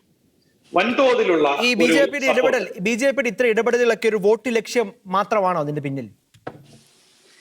വോട്ട് ലക്ഷ്യം എന്നല്ല അതിനെ പറയേണ്ടത്. കാരണം അതൊരു സാമൂഹ്യ നീതിയാണ്. സാമൂഹികമായിട്ടുള്ള ആവശ്യങ്ങൾ അതിൽ നീതിയുക്തമായി ചെയ്യേണ്ട കാര്യങ്ങൾ ചെയ്യുമ്പോൾ വോട്ട് കിട്ടിയേക്കാം. തീർച്ചയായിട്ടും അങ്ങനെ വോട്ട് കിട്ടിക്കോട്ടെ, അത് രാഷ്ട്രീയ പാർട്ടി എന്നുള്ള നിലയിൽ സ്വാഗതം ചെയ്യുന്ന കാര്യമാണ്. എന്നാൽ കേവലം ഒരു വോട്ടിനു വേണ്ടി മാത്രമല്ല, വ്യക്തമായ നിലപാടുകളുണ്ട്. പ്രീണനം എന്നുള്ളത് ശരിയല്ല എന്ന് പറയുന്ന പാർട്ടിയാണ് BJP. ന്യൂനപക്ഷ പ്രീണനം, ന്യൂനപക്ഷ പീഡനം അങ്ങനെ വന്ന് ന്യൂനപക്ഷങ്ങളിലെ ശക്തിയുള്ളവർക്ക് മാത്രം പ്രീണനം എന്നുള്ള നിലയിലേക്ക് വീണ്ടും അത് സ്ക്രീൻ ചെയ്ത് ന്യൂനപക്ഷങ്ങളെ പോലും ഭിന്നിപ്പിച്ച് കൊണ്ടുപോകുന്ന ഒരു വോട്ട് ബാങ്ക് രാഷ്ട്രീയം നിലനിൽക്കുന്ന കേരളത്തില് ഇന്നിപ്പോൾ അത് വളരെ ശക്തമായിട്ടുള്ള ആക്ഷേപങ്ങൾക്ക് കാരണമായിട്ടുണ്ട്. മതന്യൂനപക്ഷം എന്ന് പറഞ്ഞാൽ മുസ്ലിം മാത്രമാണ്. ആ മതന്യൂനപക്ഷങ്ങളുടെ അവകാശം മുഴുവൻ മുസ്ലിങ്ങൾക്കാണ്, ക്രിസ്ത്യാനികൾക്ക് കിട്ടുന്നില്ല എന്നിപ്പോ ക്രൈസ്തവ മുറവിളി ഉയർന്നുകൊണ്ടിരിക്കുന്ന സമയമാണിത്. അപ്പോൾ ഇതെന്തുകൊണ്ട് സംഭവിക്കുന്നു കേരളീയ സമൂഹത്തിൽ എന്നുള്ളത് വളരെ ശക്തമായ ചർച്ചാ വിഷയമാക്കേണ്ടതുണ്ട്. തീർച്ചയായും അത് ആരാണെങ്കിലും അവർക്ക് അവകാശം കിട്ടണം. ന്യൂനപക്ഷങ്ങളാണെങ്കിൽ ന്യൂനപക്ഷത്തിലെ എല്ലാ വിഭാഗത്തിനും അവകാശം കിട്ടണം. അത് വോട്ട് ബാങ്ക് കയ്യിലുള്ള മുസ്ലിമിന്റെ 80%, അത്രയും വലിയ വോട്ട് ബാങ്ക് കയ്യിലില്ലാത്ത ക്രിസ്ത്യാനിക്ക് വെറും 20%, അതിനേക്കാൾ താഴെയുള്ള മതന്യൂനപക്ഷങ്ങൾക്ക് ഒന്നുമില്ലാത്ത അവസ്ഥയും ശരിയല്ല. അത് ബുദ്ധനാണെങ്കിലും ജൈനനാണെങ്കിലും സിഖ് ആണെങ്കിലും ക്രിസ്ത്യാനി ആണെങ്കിലും മുസ്ലിം ആണെങ്കിലും മതന്യൂനപക്ഷമാണെങ്കിൽ മതന്യൂനപക്ഷങ്ങൾക്ക് എല്ലാവർക്കും അത് തുല്യമായി ലഭിക്കണം എന്നുള്ള കാഴ്ചപ്പാടാണ് BJPക്കുള്ളത്. അവിടെ ആരോടും പ്രീണനമില്ല, എല്ലാവർക്കും തുല്യനീതി എന്ന കാഴ്ചപ്പാടാണ് ഈ കാര്യത്തിൽ BJP മുന്നോട്ട് വയ്ക്കുന്നത്. വ്യക്തമാണ്. ഡോക്ടർ ചാക്കോ കളാമ്പറമ്പിൽ, ഇവിടെ ഉന്നയിച്ച ന്യൂനപക്ഷ അവകാശങ്ങളിലുള്ള ഈ ഒരു വേർതിരിവ്, അത്തരം കാര്യങ്ങളൊക്കെ ഈ തെരഞ്ഞെടുപ്പിൽ ചർച്ചയാകുമെന്ന് താങ്കൾ കരുതുന്നുണ്ടോ? അതൊക്കെ ഈ കേരളത്തിന്റെ ഇത് നമ്മൾ ഒരു പക്ഷേ മുൻ ഇലക്ഷനുകളിൽ ഇങ്ങനെ ഒരു ചർച്ചകളൊന്നും നമ്മൾ ഉയർത്തി കണ്ടിട്ടുമില്ല. എന്തുകൊണ്ടാകാം ഈ ഇലക്ഷനിൽ ഇതൊരു വലിയ ചർച്ചയായി മാറുകയും ഇവിടെ പബ്ലിക് അഫയേഴ്സ് കമ്മീഷന്റെ മാനിഫെസ്റ്റോയിൽ ഇതൊക്കെ വലിയ ചർച്ചയായിട്ട് അവർ ഉയർത്തി കാണിച്ചിട്ടുമുണ്ട്. എന്തുകൊണ്ടാകാം ഇത് ചർച്ചയായി വന്നാൽ തന്നെ അതിന് രാഷ്ട്രീയ പ്രത്യാഘാതങ്ങൾ എന്തായിരിക്കും? കഴിഞ്ഞ ഒരു 20 വർഷം മുമ്പ് വരെ ഇത്തരം വിഷയങ്ങളിലൊന്നും സഭാ നേതൃത്വമോ സമുദായ നേതൃത്വമോ അത്തരത്തിൽ അഭിപ്രായ പ്രകടനങ്ങൾ നടത്തിയില്ല. അത് പൂർണ്ണമായും ജനങ്ങൾക്ക് വിട്ടുകൊടുത്ത് രാഷ്ട്രീയ സംവിധാനങ്ങൾ കൈകാര്യം ചെയ്ത് കൊണ്ടുപോയതാണ്. പക്ഷെ ഈ കഴിഞ്ഞ ഒരു 10-20 വർഷമായിട്ട് നമ്മൾ കാണുന്നത് ഇവിടെ ഒരു സാമുദായിക ധ്രുവീകരണം നടക്കുക, അതുപോലെ തന്നെ മൈനോരിറ്റി ആയിട്ടുള്ള ഒരു സമൂഹത്തെ മൈനോരിറ്റിയിലെ മെജോറിറ്റിക്ക് വേണ്ടിയിട്ട് തമസ്കരിക്കുക, തിരസ്കരിക്കുക, ഇങ്ങനെയുള്ള ക്രമീകരണങ്ങൾ ഇവിടെ അടിയൊഴുക്കുകളായി നടക്കുന്നു. സ്വാഭാവികമായിട്ട് വിദ്യാഭ്യാസ മേഖലയിൽ വളരെ ശക്തമായിട്ടുള്ള സ്വാധീനം ഉണ്ടായിരുന്ന ഒരു സമൂഹമാണ് ക്രിസ്ത്യൻ സമൂഹം. വളരെയധികം വലിയ കോൺട്രിബ്യൂഷൻ ചെയ്തതാണ്. ഇന്ന് വിദ്യാഭ്യാസ സ്ഥാപനങ്ങളിൽ ഒന്നും തന്നെ, പ്രത്യേകിച്ചും ഗവൺമെന്റ് സ്ഥാപനങ്ങൾ ഒന്നും തന്നെ അവർക്ക് മതിയായ പ്രാതിനിധ്യം പോലും കൊടുക്കാത്ത ഒരു അവസ്ഥയിലേക്ക് തമസ്കരിക്കുന്ന സാഹചര്യങ്ങൾ ഉണ്ടാകും. അതിനിടയ്ക്ക് ഞാൻ 1-2 കാര്യങ്ങൾ ചേർത്ത് വായിക്കാൻ ആഗ്രഹിക്കുന്നത്, ഇപ്പൊ നമ്മുടെ ഇടതുപക്ഷ ജനപ്രതിനിധി അഡ്വക്കേറ്റ് ഇവിടെ പറയുകയുണ്ടായി ഗവൺമെന്റ് ചെയ്യുന്നതെല്ലാം നല്ല കാര്യങ്ങളാണെന്ന്. തീർച്ചയായിട്ടും നല്ല കാര്യങ്ങൾ ഗവൺമെന്റ് ചെയ്തിട്ടുണ്ട്, അതിനെ നമ്മൾ ആരും കുറച്ച് കാണുന്നില്ല. പക്ഷെ ഒന്ന് മനസ്സിലാക്കണം, കർഷക ദ്രോഹ നയങ്ങളുടെ ഏറ്റവും വലിയൊരു ഉദാഹരണമാണ് Kerala private forest vesting and assignment amendment ordinance 2020 ഇറക്കിയത്. അതിനകത്ത് പറയുന്നത് കൃഷിഭൂമിയുടെ മേൽ ഇഷ്യൂ ചെയ്ത പട്ടയത്തിന് അത് അന്തിമമല്ല, 1971 മെയ് മാസം മുതൽ മുൻകാല പ്രാബല്യം നൽകി വിജ്ഞാപനം ചെയ്തിരിക്കുകയാണ്. അത് എപ്പോ വേണമെങ്കിലും റദ്ദ് ചെയ്യാന്ന്. കർഷകരോടുള്ള വലിയ ഒരു വെല്ലുവിളിയായിട്ടാണ് ഞാൻ ആ ഓർഡിനൻസിനെ കാണുന്നത്. അതുപോലെ തന്നെ പെട്രോൾ ഡീസൽ വില ഇവിടെ വർദ്ധിച്ചു. ഏകദേശം 30-35 രൂപയ്ക്കും 30-35 ഇടയിൽ സംസ്ഥാന സർക്കാരിന് കിട്ടുന്ന ഈ പറയുന്ന ഇതിന്റെ ടാക്സ് കുറയ്ക്കാനായിട്ട് സംസ്ഥാന സർക്കാർ തീരുമാനിച്ച പെട്രോൾ നിയന്ത്രിക്കാൻ കഴിയും. ജനസേവനമാണ് ലക്ഷ്യമെങ്കിൽ കേന്ദ്രം കാണിക്കുമ്പോൾ അതിനെതിരായിട്ട് ഇത്തരത്തിലുള്ള നടപടികളിലൂടെ സംസ്ഥാന ജനങ്ങളെ സേവിക്കാനുള്ള ഒരു സംവിധാനം സംസ്ഥാന ഗവൺമെന്റ് ചെയ്യാവുന്നതാണ്. മറ്റൊരു ആസ്പെക്ട് ഇവിടെ ചെന്നു, EWS 10% ഉണ്ട് എന്ന് അത് കൊണ്ടുവന്നത് BJP ഗവൺമെന്റ് ആണ്, അത് കേരള ഗവൺമെന്റ് നടപ്പാക്കിയെന്ന് പറഞ്ഞു. ശരിയാണ്. പക്ഷേ ആ EWS നമ്മൾ മനസ്സിലാക്കേണ്ട ഒരു യാഥാർത്ഥ്യമുണ്ട്. കേന്ദ്ര ഗവൺമെന്റ് പറയുന്ന 8 ലക്ഷം രൂപയും 5 ഏക്കർ ഭൂമിയും എന്നുള്ള പരിധി ഇവിടെ 4 ലക്ഷം രൂപയും 2.5 ഏക്കർ ഭൂമിയും എന്ന് ചുരുക്കി സംസ്ഥാന ഗവൺമെന്റ് മാറ്റിയിരിക്കുകയാണ്. ഇവിടെ നമുക്കറിയാം 5 ഏക്കർ ഭൂമിയുള്ളവർ ഇന്ന് ഭൂമി ഒരു ബാധ്യതയാണ്. അവനെ സംബന്ധിച്ച് 50,000 രൂപ പോലും ഒരു ഏക്കറിന് വരുമാനം കിട്ടാത്തവനാണ്. അങ്ങനെയുള്ളവനെ ഒരു ബാധ്യതയായി ഭൂമി മാറിയിരിക്കുന്നവന് പോലും ഈ അവകാശങ്ങൾ നിഷേധിക്കുന്ന ഒരു വശം നിലനിൽക്കുന്നു മനസ്സിലാക്കുക. അതുപോലെ തന്നെ UDFന്റെ പ്രതിനിധി പറഞ്ഞ ഒരു കാര്യം ഞാനിവിടെ മനസ്സിലാക്കുന്നത്, അദ്ദേഹം പറഞ്ഞ ഇവിടെ കർഷകർ അത്രയധികം ഒന്നും ഇല്ല എന്ന് മറ്റ് സംസ്ഥാനങ്ങളിലെ പോലെ. 12 ലക്ഷം കർഷകർ ഈ റബ്ബർ കർഷകർ കേരളത്തിലുണ്ട്. ഏകദേശം 38-40 ലക്ഷം കേര കർഷകരുണ്ട്. അവരുടെ കുടുംബങ്ങളെ എടുത്തു നോക്കുക. ആ കർഷകർ നേരിടുന്ന പ്രതിസന്ധികളെ അഡ്രസ്സ് ചെയ്യുന്നതിൽ കാലാകാലങ്ങളിൽ വരുന്ന ഗവൺമെന്റുകൾ, പ്രത്യേകിച്ച് ഇപ്പോൾ ഭരിക്കുന്ന ഗവൺമെന്റ് അടക്കം ഒരു അലംഭാവം കാണിക്കുന്നു എന്നുള്ളത് നമുക്ക് സംശയലേശം ഇനി അറിയാവുന്ന കാര്യമാണ്. അത്തരത്തിലുള്ള കാര്യങ്ങളില്ല. ഇനി നമ്മള് മൈനോറിറ്റി കമ്മ്യൂണിറ്റി കൊടുക്കുന്ന അവകാശങ്ങളെ കുറിച്ച് നോക്കുക. വിദ്യാഭ്യാസ മേഖലയാണെങ്കിലും മൈനോറിറ്റി സ്റ്റാറ്റസ് വിദ്യാഭ്യാസ സ്ഥാപനങ്ങൾ കൊടുത്ത് ഭരണഘടന അനുശാസിക്കുന്ന അവകാശങ്ങൾ നൽകുന്നതിൽ പരാജയപ്പെടുന്നു സർക്കാർ. അത് നമ്മൾ കാണാതിരുന്നുകൂടാ. അതുപോലെ തന്നെ പട്ടയഭൂമിയില് സർക്കാരിന് ഗവൺമെന്റ് തലത്തില് റവന്യൂ ഡിപ്പാർട്ട്മെന്റും ഫോറസ്റ്റ് ഡിപ്പാർട്ട്മെന്റും ജോയിന്റ് സർവേ നടത്തിക്കൊണ്ട് കൃത്യമായ അതിർത്തി നിർണ്ണയിച്ച് ഫോറസ്റ്റില് റെയിൽ ഫെൻസിംഗ് നടത്തി കർഷകരെ സംരക്ഷിക്കേണ്ടവര് തീർച്ചയായിട്ടും അതിനെതിരെ കണ്ണടയ്ക്കുന്നു.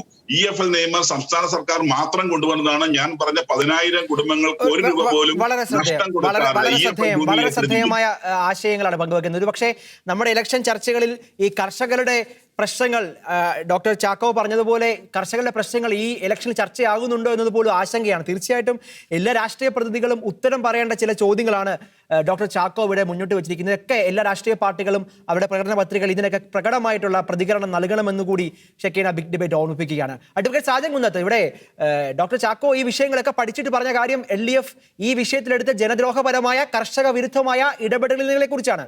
അതിന് അങ്ങേക്ക് മറുപടി പറയാം. ഒന്ന്.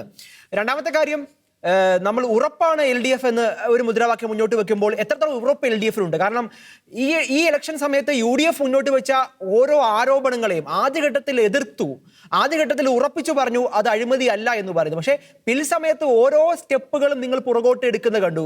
ഏറ്റവും അവസാനം EMCC ഉൾപ്പെടെയുള്ള വിഷയങ്ങളിലൊക്കെ നിങ്ങൾ പുറകോട്ട് പോകുന്നു. ഈ ഉറപ്പ് നിങ്ങളുടെ മുന്നിൽ ഉണ്ടോ എന്നതാണ് ഒരു ചോദ്യം. മുഖ്യമന്ത്രി വരെ സംശയത്തിന് നിഴലാകുന്ന ഈ വർത്തമാനകാല സാഹചര്യത്തിൽ എത്രത്തോളം ഉറപ്പുണ്ട് എന്നതും ഒരു ചോദ്യമാണ്. അഡ്വക്കേറ്റ് സാജൻ കുന്നത്ത്, സർക്കാരിന്റെ കാര്യത്തില് EMCCയുടെ കാര്യമൊക്കെ നിങ്ങൾ പറഞ്ഞു. സർക്കാരിന് തെറ്റെന്ന് തോന്നിയ ഒരു കാര്യം ചെയ്യാൻ ഈ സർക്കാർ ഒരിക്കലും തയ്യാറല്ല. തെറ്റാണെന്ന് തോന്നാൻ പോകുന്ന ഒരു കാര്യത്തിന് പോലും തയ്യാറാകത്തില്ല എന്നുള്ള തെളിവാണ്. എല്ലാവരും പറയുന്ന ആരോപണ വിധേയമായ ഒരു കാര്യം ലൈഫ് ഭവന പദ്ധതി. ലൈഫ് ഭവന പദ്ധതിയായിട്ട് ബന്ധപ്പെട്ട് നിങ്ങൾ പറയുമ്പോഴത്തേന് ഈ സംസ്ഥാനത്ത് 2.5 ലക്ഷത്തി അധികം വീട്, 2,51,684 വീടുകളാണ് കഴിഞ്ഞ ഈ സർക്കാരിന്റെ കാലം കൊണ്ട് നിർമ്മിച്ച് ഉപയോഗത്തിന് വേണ്ടിയിട്ട് വിട്ടുകൊടുത്തത്. അങ്ങനെ 4 ലക്ഷം രൂപ വരെ ഒരു വീടിന് കൊടുക്കുന്ന സംവിധാനം. അങ്ങനെ ലൈഫ് ഭവന പദ്ധതിയിൽ അങ്ങനെ പാർപ്പിട സംയോജിത ഗൃഹനിർമ്മാണ പദ്ധതിയിലൂടെ വീടുകൾ പൂർത്തിയാക്കി ആദ്യത്തെ സംസ്ഥാനമായി കേരളം മാറി. അതുപോലെ എന്റെ സുഹൃത്ത് സുശീൽ കുമാർ പറഞ്ഞ പെൻഷന്റെ കാര്യമൊക്കെ പറഞ്ഞു. പെൻഷന് കൊടുക്കുന്ന ഈ കഴിഞ്ഞ മുൻ സർക്കാരിന്റെ കാലത്ത് 600 രൂപ ഉണ്ടായിരുന്ന പെൻഷനാണ് 1,600 രൂപയെ വർദ്ധിപ്പിച്ചു. അതുപോലെ 80 വയസ്സിന് മേലുള്ളവർക്ക് 2,600 രൂപയെ April 1 മുതൽ ലഭിക്കുവാൻ പോകുന്നു. അതുപോലെ തന്നെ എത്രയെത്ര നമുക്കറിയാം, പിണറായി സർക്കാരിന്റെ കാലത്ത് ഈ കോവിഡ് എന്ന് പറഞ്ഞ മഹാമാരി, അതുപോലെ നിപ്പ വൈറസ്, അതുപോലെ ഓക്കി ദുരന്തം, അതുപോലെ 2 പ്രളയങ്ങൾ, ഇതിനകത്തൊക്കെ കൈത്താങ്ങായി നിൽക്കുവാനായിട്ട് ഒരു സർക്കാർ ഉണ്ട് എന്ന് തെളിയിക്കുവാനായിട്ട് ഈ സർക്കാരിന് സാധിച്ചു. ഇവിടെ കോവിഡിന്റെ കാര്യം പറഞ്ഞപ്പോൾ ആദ്യഘട്ടത്തിൽ ഉണ്ടായിരുന്ന കോവിഡിനുണ്ടായിരുന്ന ഒരു മേൽക്കോയ്മ ഈ തെരഞ്ഞെടുപ്പിന്റെ ഈ ഘട്ടത്തിൽ തെരഞ്ഞെടുപ്പ് അടുക്കുന്ന ഈ സമയത്ത് കേരളത്തിന് അവകാശപ്പെടാൻ സാധിക്കുന്നുണ്ടോ അഡ്വക്കേറ്റ് സാജൻ കുന്നത്ത്? ആ ഒരു അഭിമാനത്തോടെ നമുക്ക് കോവിഡിനെ പറയാൻ പറ്റുമോ? ഇന്ന് ഇന്ത്യയിൽ ഏറ്റവും കൂടുതൽ കേസുകളുള്ള സംസ്ഥാനമാണ് കേരളം എന്നൊരു ഡേറ്റ നമ്മുടെ കൺമുമ്പിൽ ഉള്ളപ്പോൾ. അല്ല, ഈ കേരളത്തില് എണ്ണത്തിൽ കൂടുതലുണ്ടെന്ന് പറഞ്ഞാലും നൽകുന്ന ആരോഗ്യ പരിപാലന സംവിധാനം ഏറ്റവും നല്ല രീതിയിൽ നടപ്പാകുന്ന ഒരു സംസ്ഥാനമാണ് കേരളം. ലോകം മുഴുവൻ ഞെട്ടിവിറച്ചു. അമേരിക്ക പോലും ഞെട്ടിവിറച്ച് നടന്ന സമയത്ത് കേരളത്തില് ഒരു കോവിഡ് രോഗിക്ക് സൗജന്യമായി ചികിത്സ നൽകി. കോവിഡ് രോഗി ഉണ്ടെന്ന് അറിയിച്ചു കഴിഞ്ഞാൽ അവിടെ വന്ന് ആംബുലൻസിൽ കൊണ്ടുപോയി ചികിത്സിപ്പിച്ച് ഭക്ഷണം നൽകി തിരിച്ച് വീട്ടിലെത്തിക്കുന്ന സമ്പ്രദായമുള്ള ഒരേ ഒരു സംസ്ഥാനം കേരളമാണ്.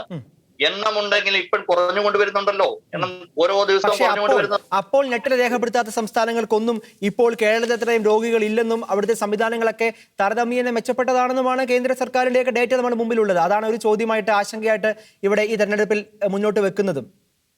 കോവിഡ് രോഗികൾ ഉണ്ടായത് നമുക്കറിയാം. രോഗം വരുന്നത് തടയാതിരിക്കുന്നത് നമ്മൾ ജനങ്ങളാണ് ഏറ്റവും കൂടുതൽ ശ്രദ്ധിക്കേണ്ടത്. അറിയാമല്ലോ, രോഗം മാസ്ക് ധരിക്കണം എന്ന് പറഞ്ഞാൽ മാസ്ക് ധരിക്കാതിരുന്നു. അങ്ങനെ അകലം പാലിക്കണം അകലം പാലിക്കാതിരുന്നു. അതുപോലെ തന്നെ മീറ്റിങ്ങുകള്, സമരങ്ങള്, ഇങ്ങനെ ചോദ്യത്തിലേക്ക് തിരിച്ചു വരാം. കഴിഞ്ഞ ആഴ്ചത്തെ കത്ത് നമുക്കറിയാം. മുഖ്യമന്ത്രി പോലും ഈ സ്വർണ്ണക്കടത്ത് സംബന്ധമായ കേസുകളിൽ സംശയത്തെ നിഴലിലാണ്. അത് നമുക്ക് നിഷേധിക്കാൻ സാധിക്കത്തില്ല. അങ്ങനെയുള്ള ആരോപണങ്ങളൊക്കെ ഒരു മുഖ്യമന്ത്രി, കേരളം ഭരിക്കുന്ന ഒരു മുഖ്യമന്ത്രി നേരിടുന്നു. മുഖ്യമന്ത്രിയുടെ മന്ത്രിമാർക്കെതിരെയും ആരോപണങ്ങൾ ഉണ്ട് എന്നൊരു സൂചന വരുന്നു. സ്പീക്കർ ഇതിനകത്ത് ചോദ്യം ചെയ്യപ്പെടാൻ പോകുന്നു. ഇത്തരത്തിലുള്ള വലിയ ചർച്ചകൾ ഈ നാട്ടിൽ നടക്കുന്നുമുണ്ട്. ലൈഫ് മിഷന്റെ ഒരു വികസനം പറയുമ്പോഴും ലൈഫ് മിഷനിലെ ഉണ്ടായിട്ടുള്ള ക്രമക്കേടുകളൊക്കെ ഏറെക്കുറെ വ്യക്തമാകുന്ന ഒരു ഘട്ടം കൂടിയാണല്ലോ ഇത്. അങ്ങനെ വരുമ്പോൾ ജനങ്ങളുടെ ക്ഷേമം ഉറപ്പ് വരുത്തി എന്ന് ഒരു വട്ടത്ത് പറയുമ്പോൾ മറുപക്ഷത്ത് ജനങ്ങളെ നോക്കുന്ന ജനപ്രതിനിധികൾ സംശയത്തിന് നിഴലാകുമ്പോൾ എവിടെയാണ്, ആർക്കാണ് ഉറപ്പ്? ഉറപ്പാണ് എന്തുകൊണ്ട് കേരളത്തില് ഉറപ്പ് LDF ഉറപ്പാണെന്ന കാര്യത്തിൽ സംശയമില്ലാത്ത കാര്യമല്ലേ? കേരളത്തിലെ മുഖ്യമന്ത്രിക്കെതിരെ ആരോപണമായിട്ട് വന്നു, സ്പീക്കർക്കെതിരെ ആരോപണമായിട്ട് വന്നു. ഈ ആരോപണങ്ങളായി നിൽക്കുന്നതല്ലാതെ എന്ത് ചെയ്യുവാൻ പറ്റി? ഇപ്പോൾ അവസാന നിമിഷം ഈ തെരഞ്ഞെടുപ്പെടുത്ത വേളയിൽ നടക്കുന്ന കാര്യങ്ങളും കോലാഹലങ്ങളും ഒക്കെ നിങ്ങൾക്ക് മനസ്സിലാക്കാവുന്ന കാര്യമാണ്. ഇത് എന്താണ് ഇവര് പറയുന്ന കാര്യങ്ങൾ? എയർപോർട്ട് എന്ന് പറയുന്ന ആരുടെയാ? ഇന്ത്യയിലെ എയർപോർട്ടുകളെല്ലാം കേന്ദ്ര ഗവൺമെന്റ് അധീനതയിലുള്ള സ്ഥാപനങ്ങൾ. അവിടെ വന്ന് ഡിപ്ലോമാറ്റിക് ചാനലിലൂടെ വന്ന് സബ്സിഡാരിറ്റിലൂടെ വന്നെന്ന് പറയുന്നത് അത് എന്തുകൊണ്ട് അവിടെ അവർക്ക് പിടിക്കുവാനും എടുക്കുവാനും അന്വേഷിക്കുവാനും ഒക്കെയുള്ള സർവ്വ സ്വാതന്ത്ര്യമുണ്ടല്ലോ. ഇത്രയും നാൾ അന്വേഷിച്ചിട്ട് എന്തായി? വളരെ പ്രസക്തമായ ചോദ്യമാണ് അഡ്വക്കേറ്റ് സുശീൽ ഗോപാൽ. ഇവിടെ അഡ്വക്കേറ്റ് സാജൻ കുന്നത്ത് പറഞ്ഞത് പ്രസക്തമായ ഒരു ചോദ്യമല്ലേ? മുഖ്യമന്ത്രിക്കെതിരെ ആരോപണം ഉന്നയിക്കുന്നു, സ്പീക്കർക്കെതിരെ ആരോപണം ഉന്നയിക്കുന്നു, മന്ത്രിമാർക്കെതിരെ ആരോപണം ഉന്നയിക്കുന്നു, അങ്ങനെ പല ആരോപണങ്ങൾ കണ്ടു. പക്ഷേ അതിന്റെ ഒരു അടുത്ത സ്റ്റെപ്പിലേക്ക് കാര്യങ്ങൾ പോയില്ല എന്നൊരു അതല്ലേ? അതായത് അവർ പറയുന്ന ഒരു ആശയം ഇതാണ്, ഇതൊക്കെ വെറും ഒരു ആരോപണവും പുകമറയും മാത്രമായിരുന്നു, സർക്കാർ സംവിധാനങ്ങളൊക്കെ വളരെ കുറ്റമറ്റതാണ് എന്നാണ് പറയുന്നത്. എന്താണ് മറുപടി? ഓക്കെ, എനിക്ക് മുഴുവനായി പറയാനുള്ള സമയം അനുവദിച്ചു തരണം. തീർച്ചയായും പറഞ്ഞോളൂ. 5 വർഷം ഈ ഇടതുപക്ഷ ജനാധിപത്യ മുന്നണി കാഴ്ചവെച്ച ഈ കേരളത്തിലെ ഭരണം എന്ന് പറയുന്നത് കക്കുന്നതിനും മുക്കുന്നതിനും വെട്ടിപ്പിനും കൊലപാതക രാഷ്ട്രീയത്തിനും വേണ്ടി മാത്രം ഉപയോഗിച്ച സർക്കാരാണ്. അതുകൊണ്ട് പറഞ്ഞാൽ ഒടുങ്ങാത്തത്രയും അഴിമതിയുടെ ആരോപണങ്ങളാണ് ഈ സർക്കാരിനെതിരെയുള്ളത്. പിന്നെ ഞാൻ അതിനു മുമ്പ് തന്നെ ഇവിടെ നിരീക്ഷകൻ നേരത്തെ സൂചിപ്പിച്ചു, ഞാൻ പറഞ്ഞത് കർഷകരെ ഇല്ല എന്നുള്ളതല്ല, ഞാൻ സൂചിപ്പിച്ച സമരവുമായി ബന്ധപ്പെട്ട് അത്രയ്ക്കധികം കർഷകർ ഈ സമരരംഗത്ത് കേരളത്തിൽ ഇറങ്ങിയില്ല എന്ന് മാത്രമാണ് ഞാൻ സൂചിപ്പിച്ചത്. പിന്നെ ഈ വിഷയത്തിലേക്ക് വരാണ്. ഇതിനകത്ത് ആരോപണം എന്നുള്ളതല്ല ഇപ്പോൾ നിൽക്കുന്ന അവസ്ഥ. സ്വപ്ന സുരേഷ് 164 പ്രകാരം CRPC ക്രിമിനൽ നടപടി നിയമം 124 വകുപ്പ് പ്രകാരം മജിസ്ട്രേറ്റിന് യാതൊരു സ്വാധീനവുമില്ലാതെ അദ്ദേഹത്തിന്റെ സ്വന്തം ഇഷ്ടപ്രകാരം കൊടുത്ത മൊഴിയിലാണ് കേരളത്തിന്റെ മുഖ്യമന്ത്രിയും കേരളത്തിന്റെ സ്പീക്കറും കേരളത്തിലെ 3 മന്ത്രിമാരും ഈ ഒരു വിഷയത്തിൽ ഉൾപ്പെട്ടിട്ടുണ്ടെന്നും അവരുടെ അറിവോടുകൂടിയാണ് ഈ വിഷയത്തിൽ ഇടപെട്ടതെന്നുമുള്ള, അല്ലെങ്കിൽ അവരുടെ അറിവോടുകൂടിയാണ് ഡോളർ കടത്തും സ്വർണ്ണക്കടത്തും നടന്നതെന്നുള്ള കൃത്യമായ സ്റ്റേറ്റ്മെന്റ് ആണ് കസ്റ്റംസ് ബഹുമാനപ്പെട്ട പറഞ്ഞോളൂ. അഡ്വക്കേറ്റ് സുരേഷ്, ഒരു നിമിഷം. ഇന്നലെ നമ്മൾ പത്രത്തിൽ വാർത്ത കണ്ടല്ലോ, ആ ആരോപണം മുഖ്യമന്ത്രിക്കെതിരെയുള്ള ആരോപണം കൊടുക്കാൻ വേണ്ടി സ്വപ്നയെ നിർബന്ധിച്ചു എന്ന് ഒരു പോലീസ് ഉദ്യോഗസ്ഥയുടെ ഒരു വാർത്ത കൂടി വരുന്നുണ്ടല്ലോ. അങ്ങനെ അവിടെയാണ് ഞാൻ പറഞ്ഞത് കൃത്യമായിട്ട്. ഇവിടെ ഈ പാനലിരിക്കുന്ന 3 പേര് അഭിഭാഷകരാണ്. ഒരു 164 സ്റ്റേറ്റ്മെന്റ് രേഖപ്പെടുത്തുന്ന സമയത്ത് എത്രമാത്രം ഒരു പോലീസ് ഉദ്യോഗസ്ഥയ്ക്ക് ഇത്തരം കാര്യത്തിൽ ഇടപെടാമെന്നും അല്ലെങ്കിൽ ഏതെങ്കിലും ഒരു പോലീസ് ഉദ്യോഗസ്ഥന് എത്രമാത്രം ഇടപെടാൻ പറ്റുമെന്നുള്ള ചോദ്യം അവരെ സംബന്ധിച്ച് കൃത്യമായിട്ട് അറിയാം. കാരണം അത് ജനങ്ങളെ പറ്റിക്കുന്നതിന് വേണ്ടി കൃത്യമായി ഇറക്കിയ ഒരു നാടകമാണ്. കാരണം ഇ ഡി ചോദ്യം ചെയ്തപ്പോൾ അവർ കേട്ടു എന്നതാണ് അവരുടെ ഒരു വാർത്തകളിൽ വരുന്നത്.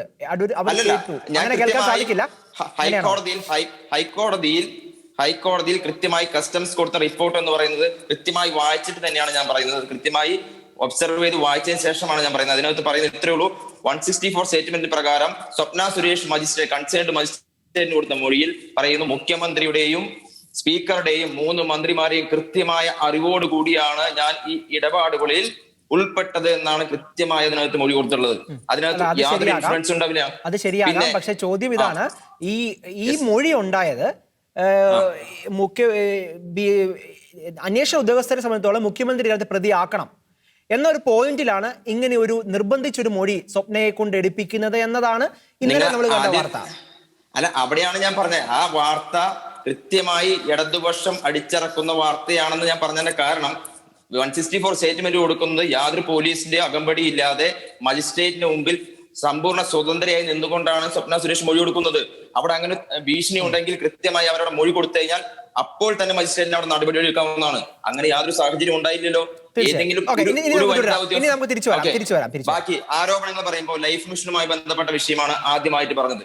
കേരളത്തിനകത്ത് ഇത്രയ്ക്കധികം ജനങ്ങളെ, പാവപ്പെട്ട ജനങ്ങൾക്ക് അവകാശപ്പെട്ട അവന് ലഭിക്കേണ്ട കോടികൾ, അതായത് 20 കോടിയുടെ പ്രൊജക്റ്റാണ് വടക്കാഞ്ചേരിയിലെ ലൈഫ് മിഷനുമായി ബന്ധപ്പെട്ട് വന്നത്.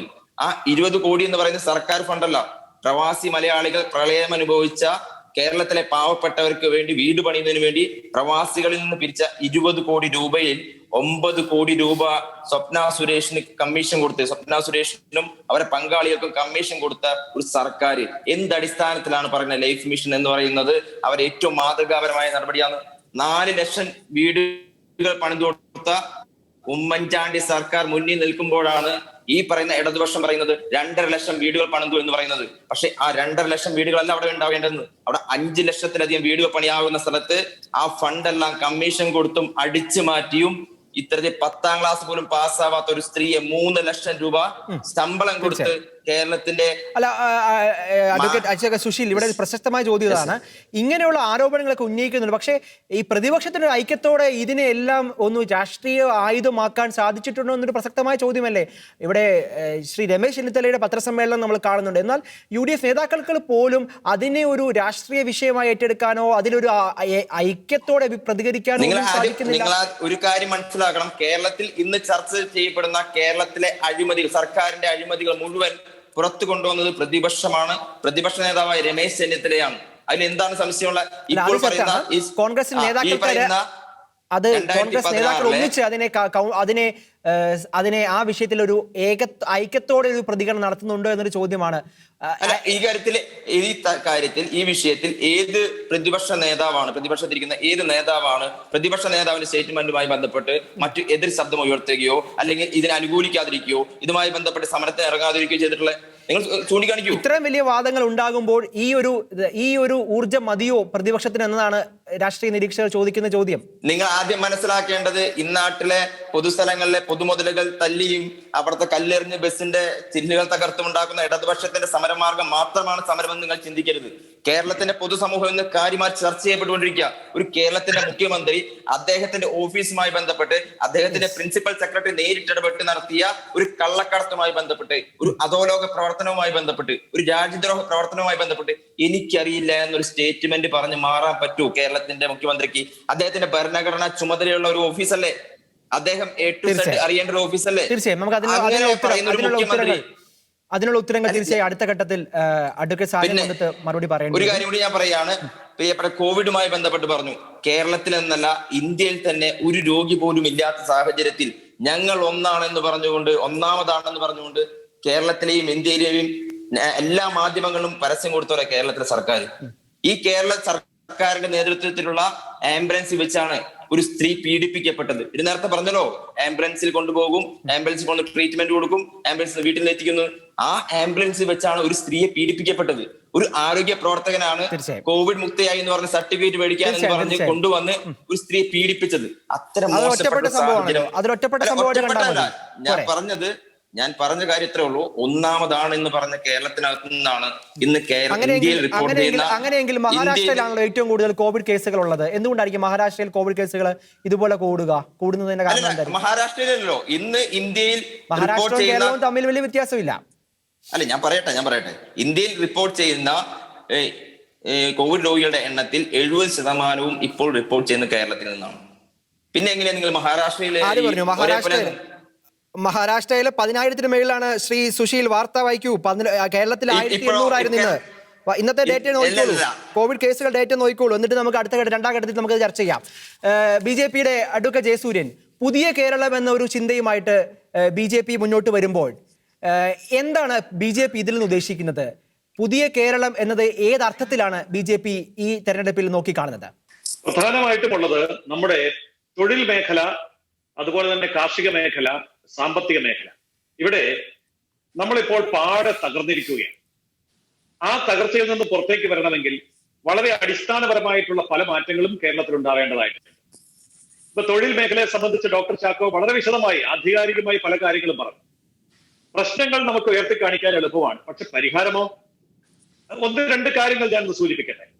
കേന്ദ്ര സർക്കാർ കൊണ്ടുവന്നിരിക്കുന്ന ഫാർമർ പ്രൊഡ്യൂസർ ഓർഗനൈസേഷനുകളും ഫാർമർ പ്രൊഡ്യൂസർ കമ്പനികളും ഇവിടെ ബഹിരാഷ്ട്ര കുത്തകകൾക്കും വമ്പൻ സമ്പന്നന്മാർക്കും മാത്രം കാർഷിക ഉൽപ്പന്നങ്ങളെ മൂല്യവർദ്ധിത ഉൽപ്പന്നങ്ങളാക്കി മാറ്റി മാർക്കറ്റ് ചെയ്യാൻ കഴിയുകയുള്ളൂ എന്നുള്ള ഒരു കാലഘട്ടം ഉണ്ടായിരുന്നു.